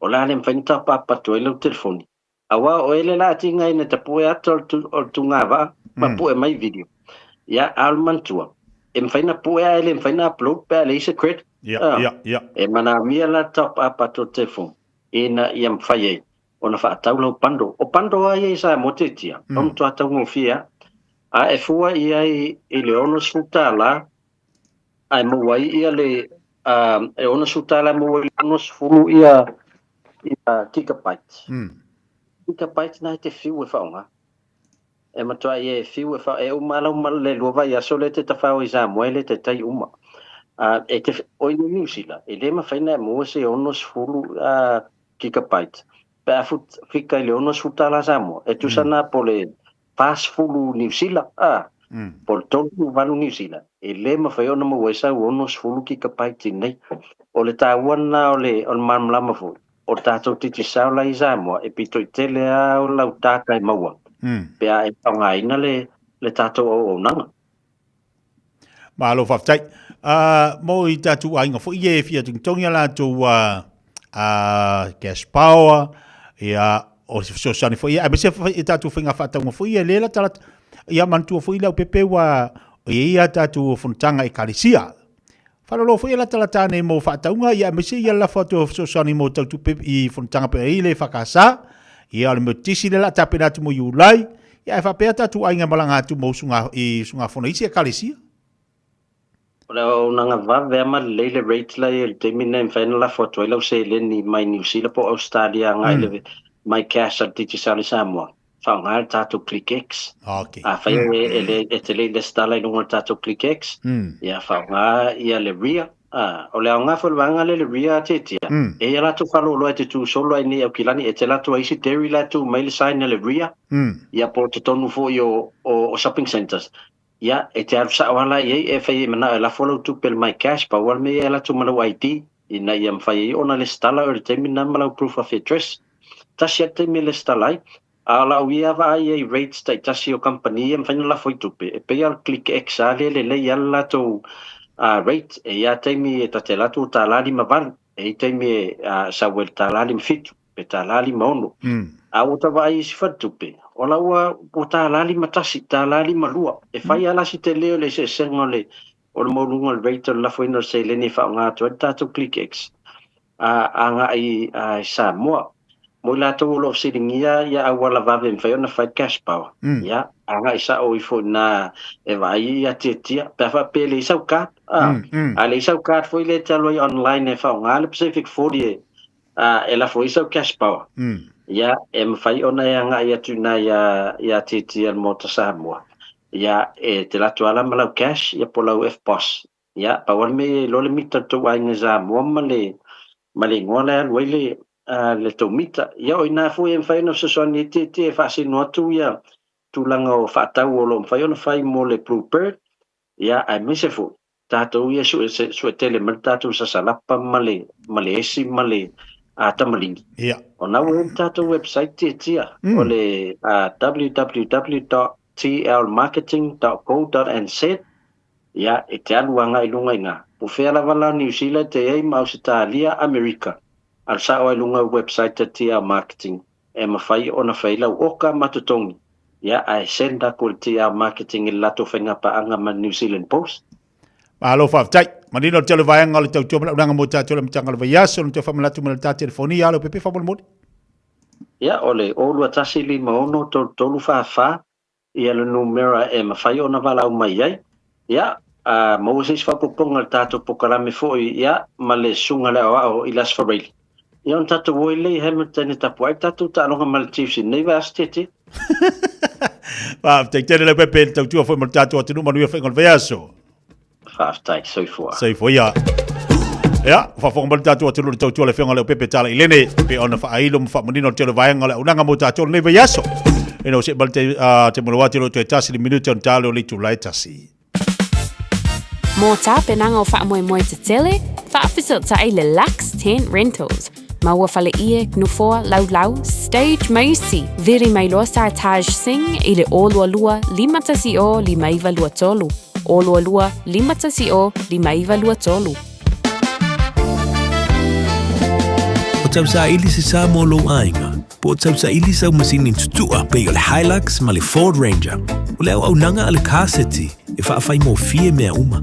E te alu malau ta avale, ua e malie atu atoa. Talia le te tongi vaiaso, lua vaiaso, pe maasina foi. Tu atoa lo whaatu atuanga i le kaseti, te tala fitu aso, tu atu si fitu tasi, East Tamaki Road, Papatoetoe. Telefoni lua fitu fitu, ono fitu lima fitu. Lua fitu fitu, ono fitu lima fitu. Le Shine Dental, lau fale fa inifo fa moina. Lato te whaia fōwha te alanoa ngō nifo, ia so lulu tai tasi. Tele e wala me whai ona tutongi ai lau tong fitinga. A whio mai loa i le 5 Great South Road Manukau, Bevili mai le 2 ono onu whawha, 2 ono onu whawha. Mo le Shine Dental, e ia inga whapito. Nā alofa Samoa, wa ule nei o kāsputi alu, a wale sui ale ngila ua ule kio. A eva mai ina se furu 5 iwa kolu, a mo. Radio Samoa, Vivela A.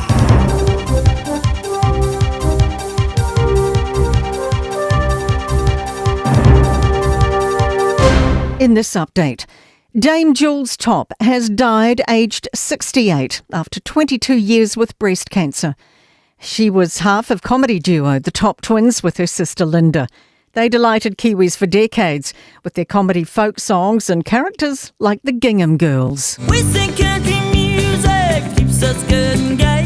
There sure seems a lot of us are turning out that way. Dame Jules recovered after a breast cancer diagnosis in 2006, but was diagnosed again in 2021 alongside her sister.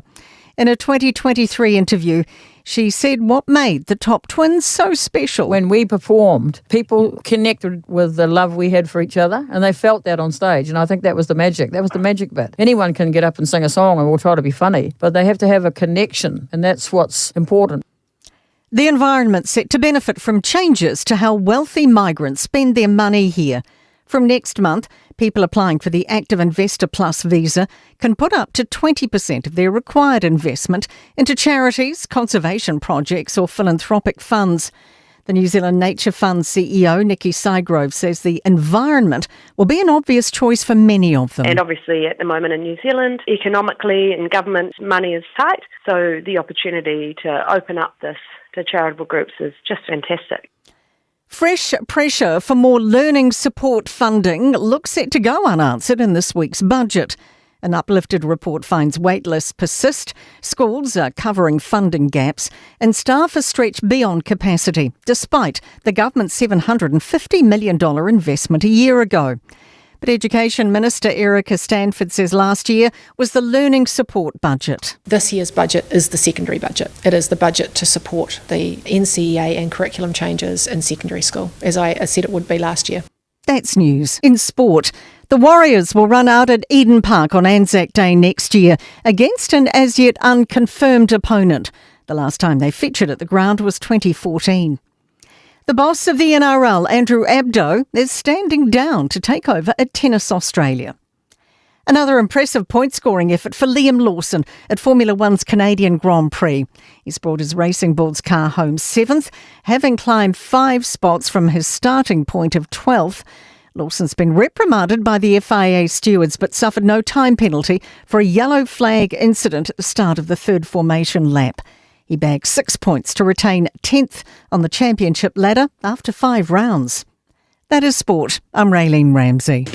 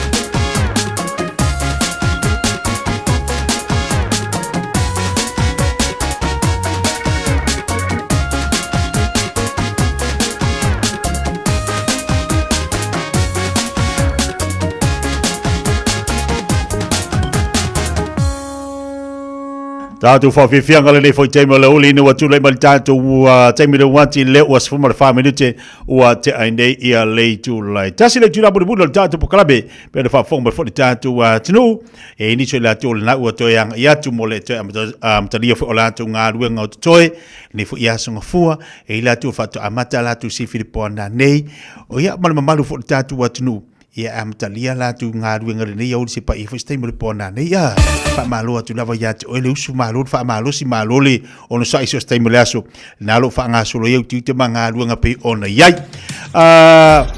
Vaenga taua mo tātou e pe ona iai ia le nei vai aso ma tāpenanga mo tātou mana tua leua tāpena le tātou se singa fua pa tuto tasi le tātou atunu te ilofo e poka lame le tātou atunu ini au kilani leua tāpena ina le fono fofautua ia te loa i nei vaenga tau fo na whailo mo le whafonga le tātou atunu ia e tāpena le tātou tuto tasi ia o Samoa ia leua umar whata oto le pakalame le malo la tau leua umar whata oto le pakalame le malo pe ona iai le tāpenanga le tātou tuto tasi mo nei tau sanga whamana tuina ona sumar whata sanga talu ona tuto tasi Samoa e o le vai aso ngā Samoa mo tātou nei au kilani ia mo tātou nei o te loa la tala whatasi ta ua fo le na fa malat fa tasi ia le tatu singa fo mo le vai aso ngā Samoa la tou e lola i nei pokala me fo le tatu la sa ala fata o toa ina i fo fang e mbese fa malat no tatu tuto tasi ta ua te lele mo tatu a ta ulo tuto tasi tau na fa ta ua tangata so se Samoa ia le tatu tuto tasi le anga o le mea na sa ili malo ai o tātou mātua wa leva wa fai langi le folau e le fai ngofie o e sila fia le tala o tātou māmulama umatulanga sa ieri sa ili ngā malo e leo o tātou ai ma tātou pātu patia le lofo le li tu tasi Samoa pule anga ia e sila ma tau tia o le li ya tātou tāpena mo le unga neva yaso ma ne fusi langu weekend la tō mo tātou ia tutiu te mga ruenga o se fo ia o ngā nei whanau tātou taritalia tātou taritalia po ai se vaa o le a se mai ai mantuala le la rua tu unga ono a vaa le la tu sini o tātou foi la ma tātou wha le tāpena tu mo foi spung le maua ese ala fa ilonga mo tama ye lua ese fa ala fa ilonga la mo e tu unga e lua ya mo va ai la tu sino le tatu fo la au tatu fo sponi las fola la tatu do la po ai le la solo fo mo tatu tu nga fo tasi mo le tu sang ya me se tatu talonga pe tatu fa longa tu Samoa tau tu la fo mo tatu ya te lo la to tele la tu le malanga tu Samoa ia e fia awai le whamana tuina o tātou tuto o tasi nei tu sanga o te iloa ia o le whamana tu masani lava le tātou pukalame e tutu atu o tafa tu anā maa oilo usanga le mua e maise tau ona whaile le lau siaki aru le le whaile siaki le fōmai pea mo tātou i e ingas ngasi tu mau tau ona anga ili le whaia lau te whaile siaki le fōmai e malau talavai ona e malanga rola ia le mo i Samoa te iloa e umi lau malanga ia e te latu fo i Samoa i le no fo i tātou tātou te atu mingo i ange i pe kōku i o ala mu mai i ia e alu le au ma le pō a whaifa whiwhianga le au i wa e peko le au a alu le pō e le ma whai langa lai wha o ngalo tupe le te malanga i Samoa la fui e wha o ngalo te mi te alu te e matamata e mōri mawina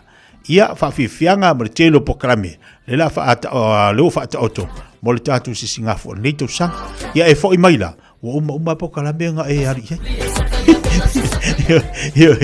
ele le yalo foi mai ala waru ngalo pasisi te ilo to tele la tu malanga me Australia ni usila nei Amerika ya amese Amerika Samoa kai banga ia ka ka se banga sa ole o ngari siko inga ngari puru banga ia le banga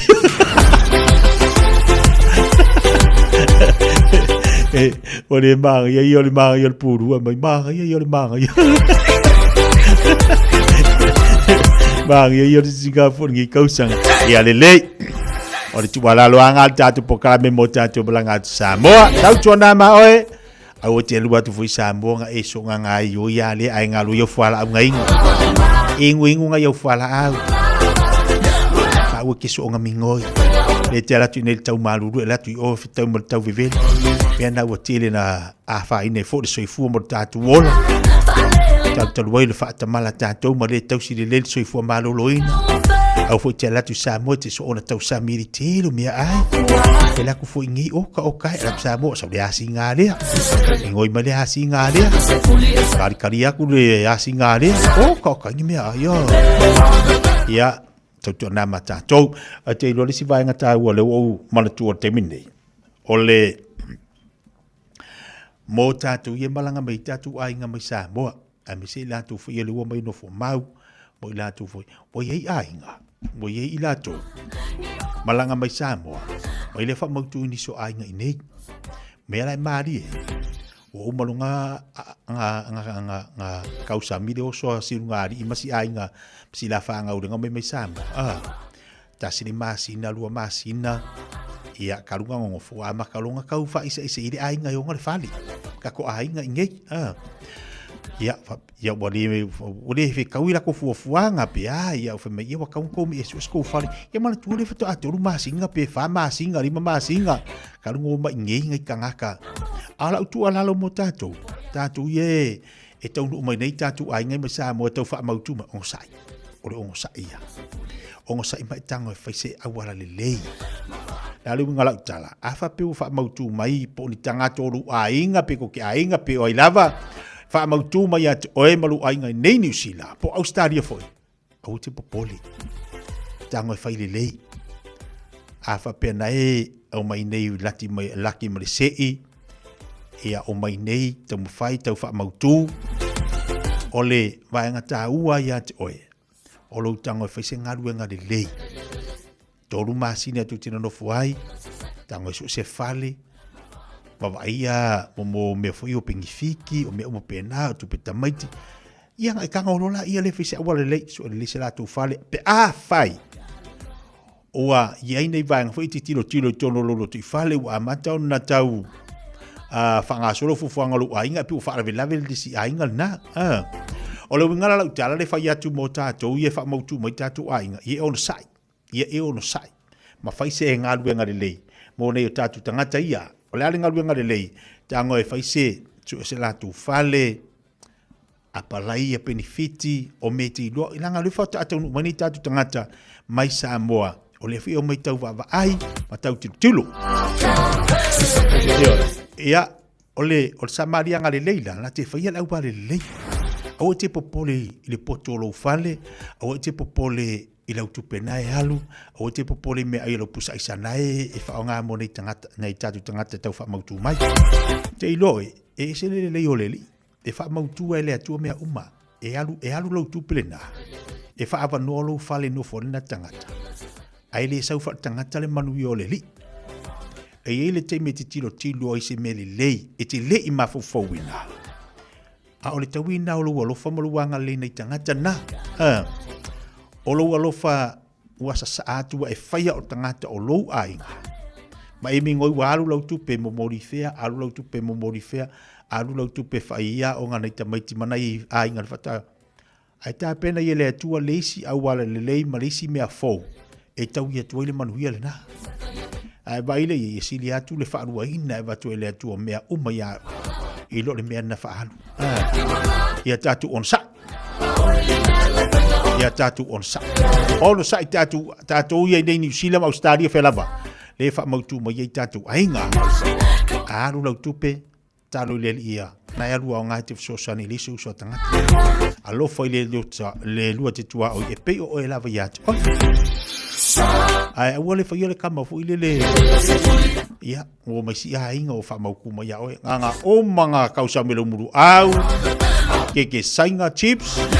Wa vai kua wa fia mingoi me e fai ainga alae wa poloko si ainga lenga mai misamo ia nga molor ko inga winga fonga le ale wa vai ku foring or kinga o e ku foring or kama ia or pakia paka ia o foring ava ka maiki wala vale nga ta uatuai wa ele mana ina ai la vale nga ta uatuai wa ele wa mana tu di esena tangata ia ai kama fungare a fa pe se fa ngau mai sa o kuma pusa isa ma ia mamaka mamaka la le o fa finge por kamalo o ko mai mo le leo tu ane lo ai la fana ala su la ngona ai fa lista ngata la fana o te popoli me yalu au te popoli me wa ta wa e fo ai mo lista ngata au te popoli o nei au atai au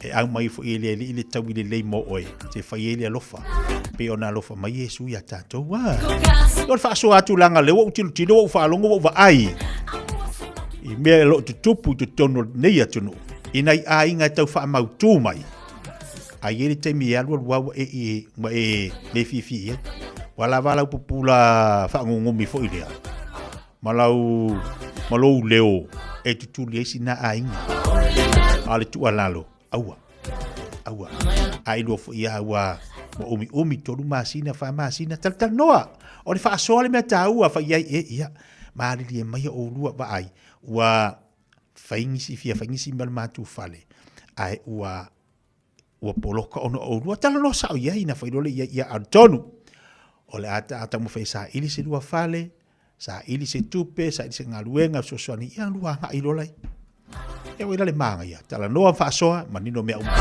ai lo umanga fa le ale lo umanga vali o lo nguku le o lolo ai ngo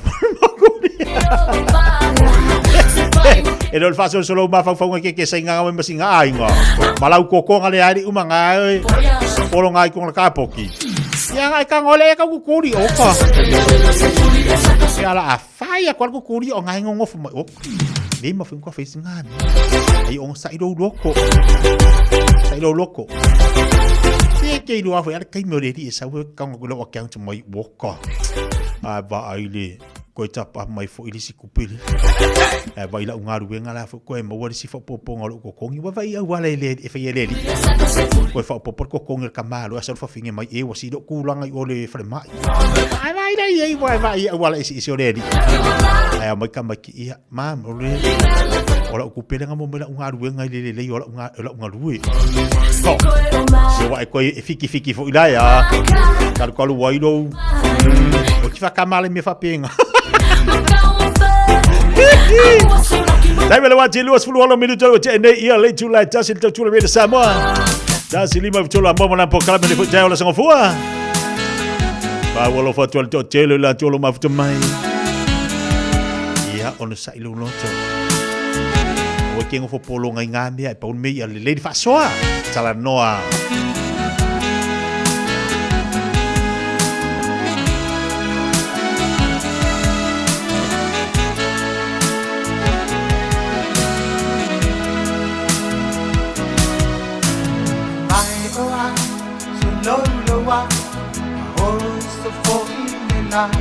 Aorita wale mawa toomana Fai ngofi fai ngata lo fai de para atua sele motu mafuta solo maya olanga aya lo la lele tele tama Via avea, poi fai the same. Neta wai, auva ai, tau na fai sa o mai, yalu o aso, te iane, fui tu mai. Tene mana ate na papulonga, oye se tasi bueno fai ai. Awale fefe fai mai samba natu, ua e fuli tua mai au, e tu inatu ai e alu. Te tamu unga o mana ona, ule pea o yo sauna tonga.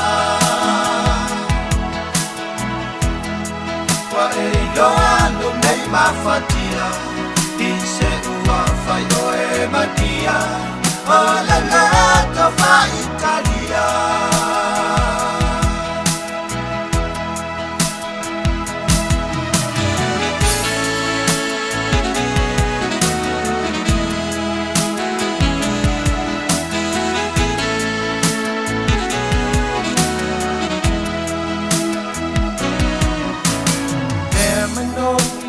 Atamai, le foi la mai, a ole aso, embo atu, toyo mai. Kuna mai pe, mai mani, lo fa na fai fa asin, oli atu, ofo foga, daya biti. Ayuri lea, ono sa. Mai na tanu bilang alo yung fiber o tinofo matapuai Lalo lang matalas Suya yung umatan Ako le fiber to ilalo masiyasi Kele mana ate na papulongan Sentasi mai la fai ai Awane fefe fai mai sama natu Ua e fuli tua mai au Tatu ui natu ai e alu Te tau nuku ngai o mana o nga Ule pea oi lau sao la tonga fai yoalo nei mafatia I se ua fai o e madia o la lato fa Italia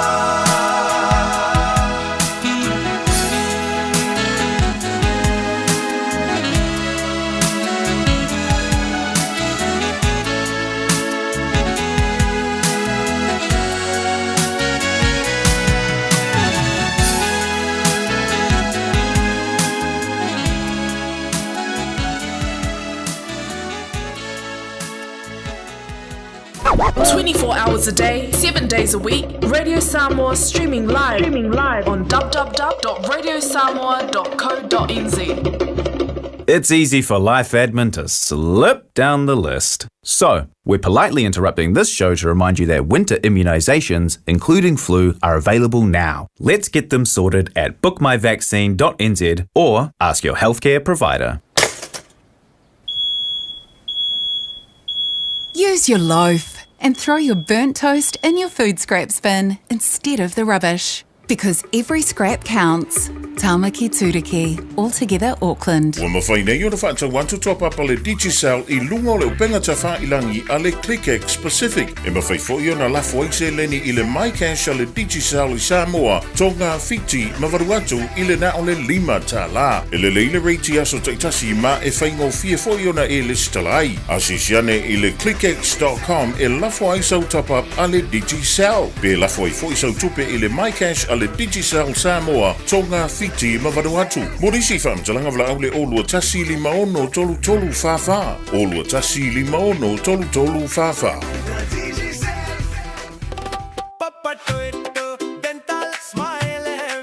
O ti ngana unifo.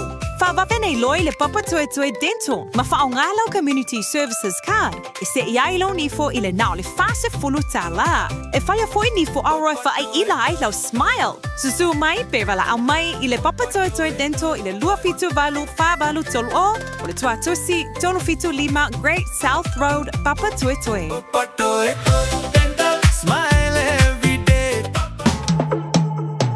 When you shake I'll bring you some more.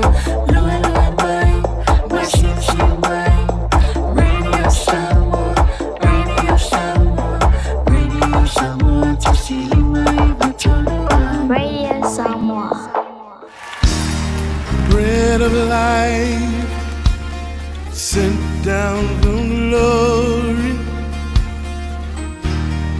Many things you were on earth, a holy king, a carpenter, but you are the living word. Say it now.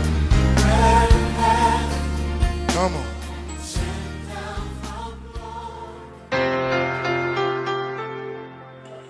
Au te fiafia whawhiloa I tātua tulu mai tātua polkalame o le areto le ola ea ele nei whaiaso tā alofa lava ia te oe o mawhai o na mai moa whawhonga I tātua polkalame ea ele nei whaiaso.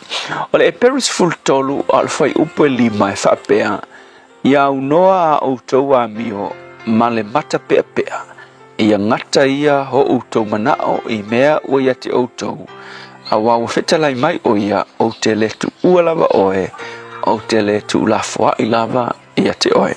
A le upu mo oe le aso le nei, le mea lea o le loto malie. O le ki o le loto malie pe a whape te whai tau le tu spa ia, iso se mea I le loto malie, o le ki e fōlinga mai, o le iai lea o le tua I lo olanga, po o lo talia ina lea, o le ali I whaaola o Yesu I lo olanga. Ua whatu saina ia Yesu, pea o whatu saina la mea e tu sa maletala le tuspa ia. Ua whatu saina I le mea whaile o le flavor whapitoa e te whao popo ina I sau kuka e whai. Ua I lopo le ale mana ia o se kuka e whai ma ni mea tu iai, ni meat mana na ia, te fuala au mana na ia.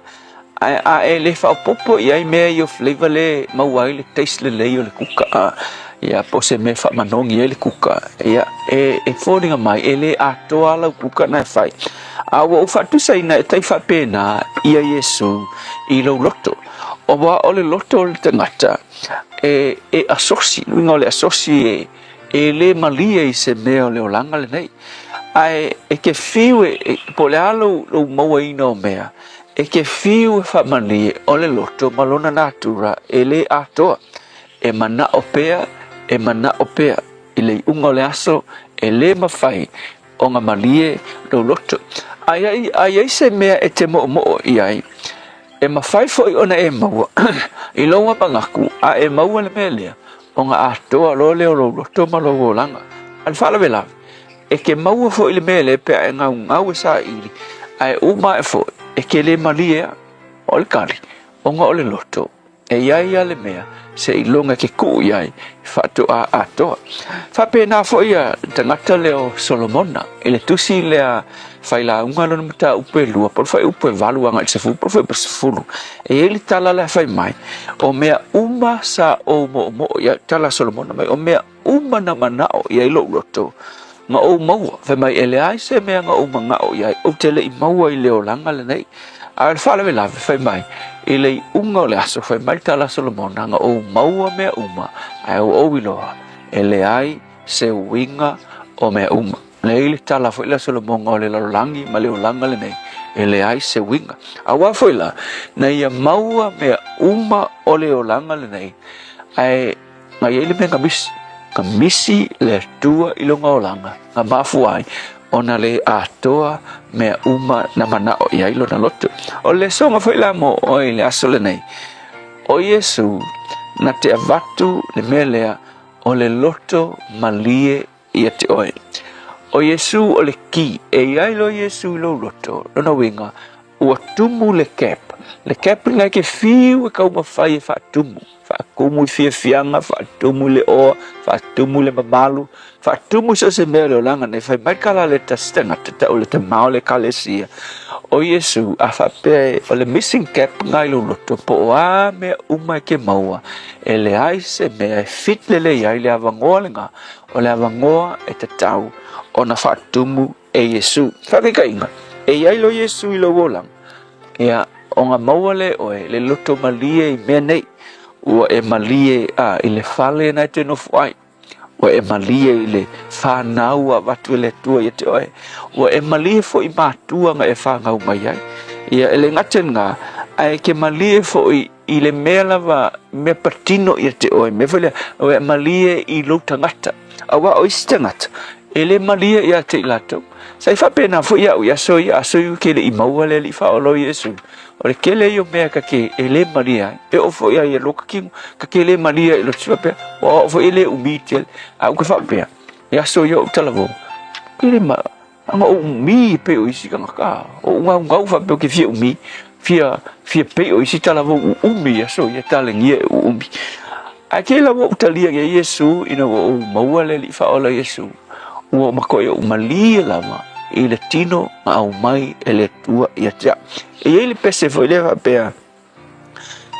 tepa i le whaata aua e te musuai o isi ngata maanga i o lako ai a ke pai whaaka e ingo i ate i la tūlava ke au whai mai se e ili si ali il matu a inga sa whanau mai e mutul mele pi e la vel mele lona lau mutu ia sa o le sia songa malo uso sa ungi o ipia o la ka me e avela popo i fua ia ka selu e au lo tamai lu mal whaaka selu ia le lila nga selu ngo e la vel mele lona mutu ia selu alo na ungu whai mai pe anga le seu ala le mele seu maa nei a me uma ai koe seu o whai mai o ngo le mele le anga lona mutu a ke lo te ngata uma la langi ngai o i tātou o mga whaia le tua ia ka kou maua le loto malie i fōlinga ngā wakwe le tua o le tino ngā wakwe le tua e o lama i mea tō tino o a watu e le tua i te oe a le ki o ngā mea umai ke maua le loto malie ina ua iai Yesu i lo o langa o ngā wha atoa lea o mea umalawa wha malia i nai o ele tua wha fitai o oe mātou te maua i le loto malia.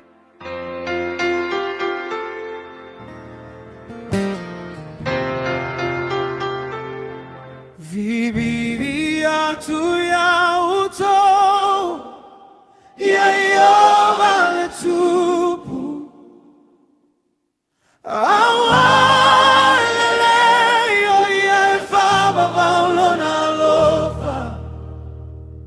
ia fa pe atu lavanu e fa babau la balona lo fa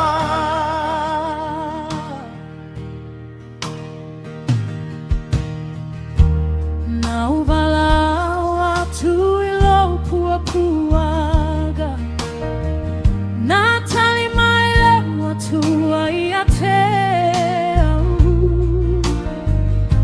Mana umaya au ile manuia Olo ia te au yoba utelefe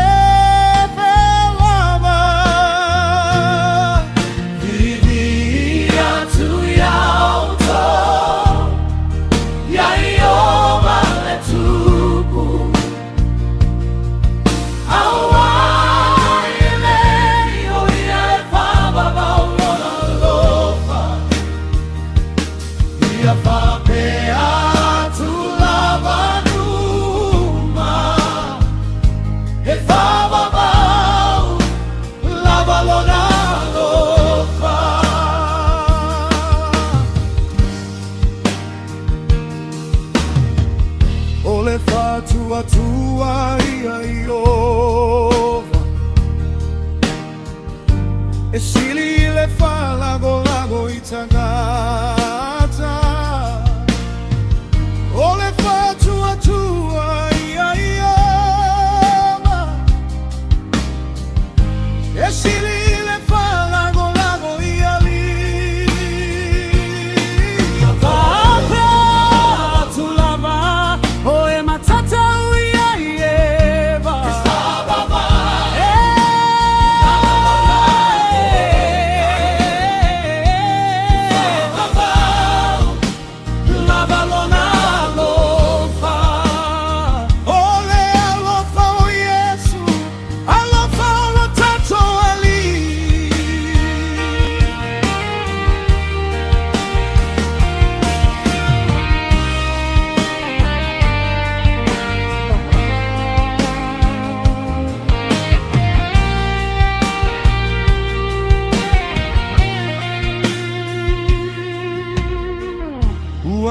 Sio mai auele fili O le sua fao e suo te manu malo ai Ua lato sio mi amai O le sua fa o Yesu fa moe moe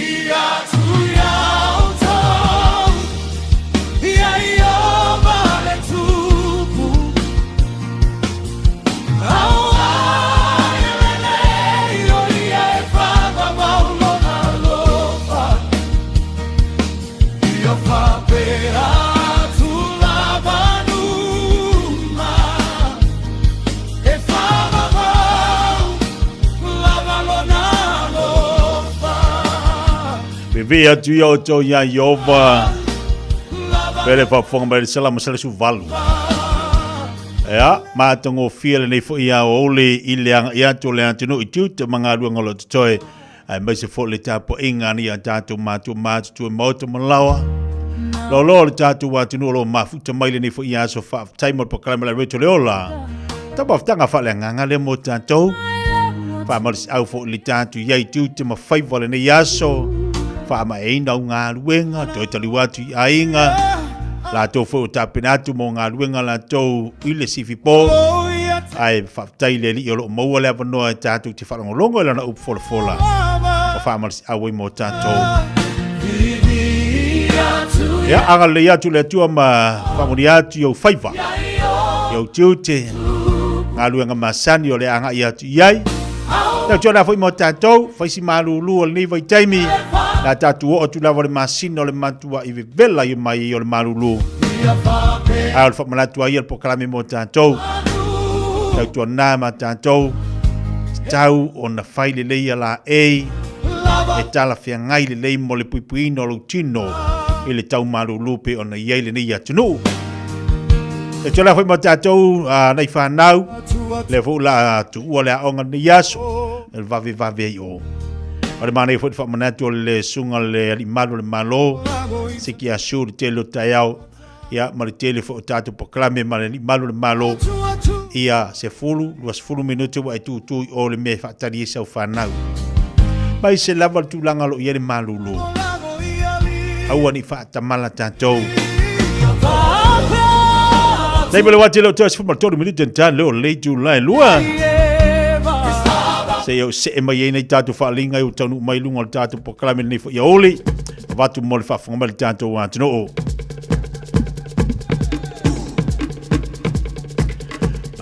Tatu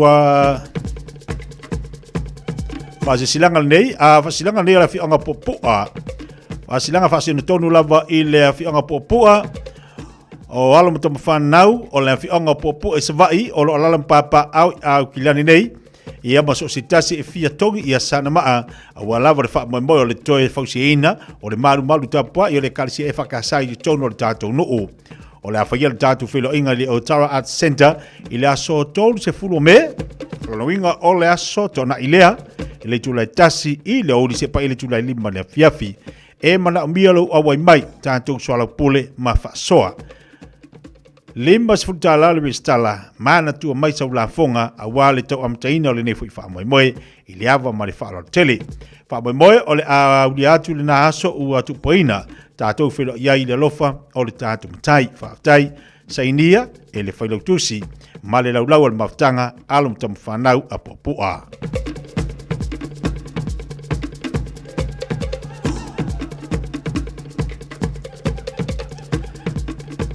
E tu malo si umu Fatulu watu Samoa o le mamala Fatulu fo ipa i o le tala lei au kila nei Tulo na lava a o sina vala au fa lalo fa ptoa Mo le nei tu malo si umu Paolo mangafa maso o se tasi e tau mai i le nei nuu O le paia sa tatu fono Mo le tusi Na talo sanga mai ele kalesia Ale EI Bethel Worship Center is omu Mosef Soasani Tauseleni ua loa le wha moe ua lama wha uina fo ili ngā ruenga o le mauta o le atua o le whaifi au i a tiu lama maunga tai mai vaiee pa ia lama lea i tama o le whale i a teo i a manatu ia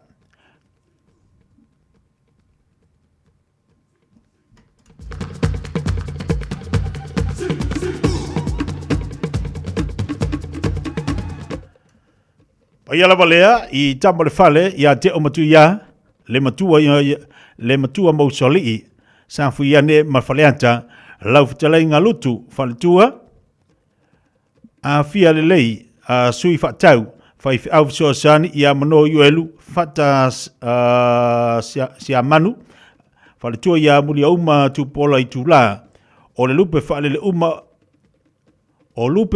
uma ia o le tolu o si omo O le tu lai faha i le asotona i nei asotona se fulu i le lawa o te uu tu la pou tātou te amantai i le te alonga pinko e pei ona tasi i ei le wha utanga i le fono taluai nei.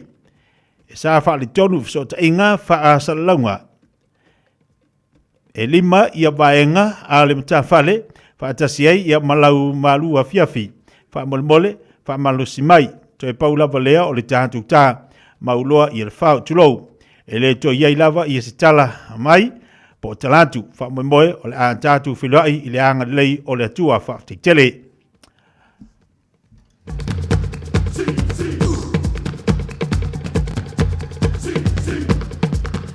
Ea, pauna le tātu wha silanga lea i hea o lau wa vaiatu si tau whai atu lava si tau. Wha afso ta i atu i a tātu wha sa launga le peona mai. Ia ai whamalo atu, whasalaunga le ala whianga si omo, ia manatua tu sa inga se eleni, leo ta penatua I mole astona I nei le tūlai whai le whiawhi. Paunau nei vaenga leua, paunau nei whasisilanga lutonu mai lunga tātu pukalame, pe ona whafonga mai le tātu wātano. Te mele wati leo te iwa minuta na tāleo le tūlai lua. Ai mo fo nga fa te lava na ya wompa anga mai se ta mama tina sunga fa fe ngainga mo la tu fa le tua sa nga le fo ile aso fa ngol veaso malo lava fa te fo ile lango tatu wa pa popo mo tatu cinnamon ya nei fa enga pupu nei fa enga lai ti fo se fa ngol veaso ya fa te lava lango fa mo te le tu ya ti auto ya ile ngolango malos isi nei to mo fa nga vai ai olo mo pel tatu fa ingor vayaso lasto na imala sa ia awala boli puti mo le ainga mai se fo inicio fo fuanga fa mo boenga e kalesia o fa tonga ia manisi vaenga fa il to ainga mal to maftanga fa pela to tu atu mo oi awasi puti la to le fiafi mai mama anga ia kama ngai mama ngi vai te mo lo tatu yai ai mo le atu langa fa tite lava il tatu atu no amesi wompa anga ia alle pokalam me fifi mai ia male tau fo isa yer fa ingor va yaso la tau fa malo tu tatu watro sino fa fifianga mo tatu to lo mai fo lo tatu tau le va ngala uli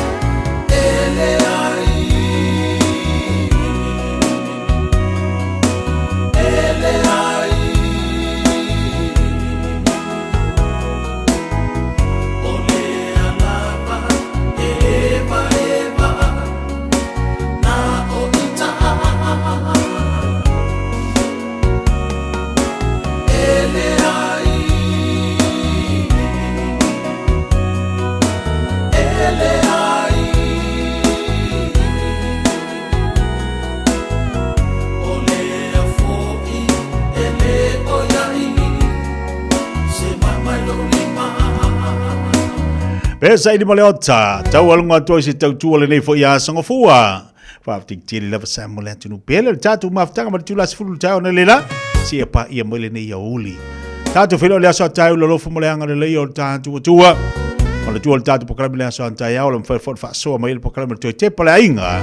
So fa po ponga le aso anta ya o le ye fo tatu malu fa lo ngi e lunga tatu pokala toi te pala inga. Ia e longo po eli fa so ia toi mole manuia la tele lo wainga. Mario to baftanga mal to faya fongo se man Francis ya ne mai se diso la finga luenga ta pe mai fa wau tatu to se pa istemi o le Fiafia na nei alofa tu samola tu pele te talo le si ainga mo le si ainga te talo le tasi mo le tasi poi poi tanto I nei me tupulo langa ya manuia tele lo ainga fa manuia le tu le ya so tu mo fa so fo mai manuia Moso mai ilo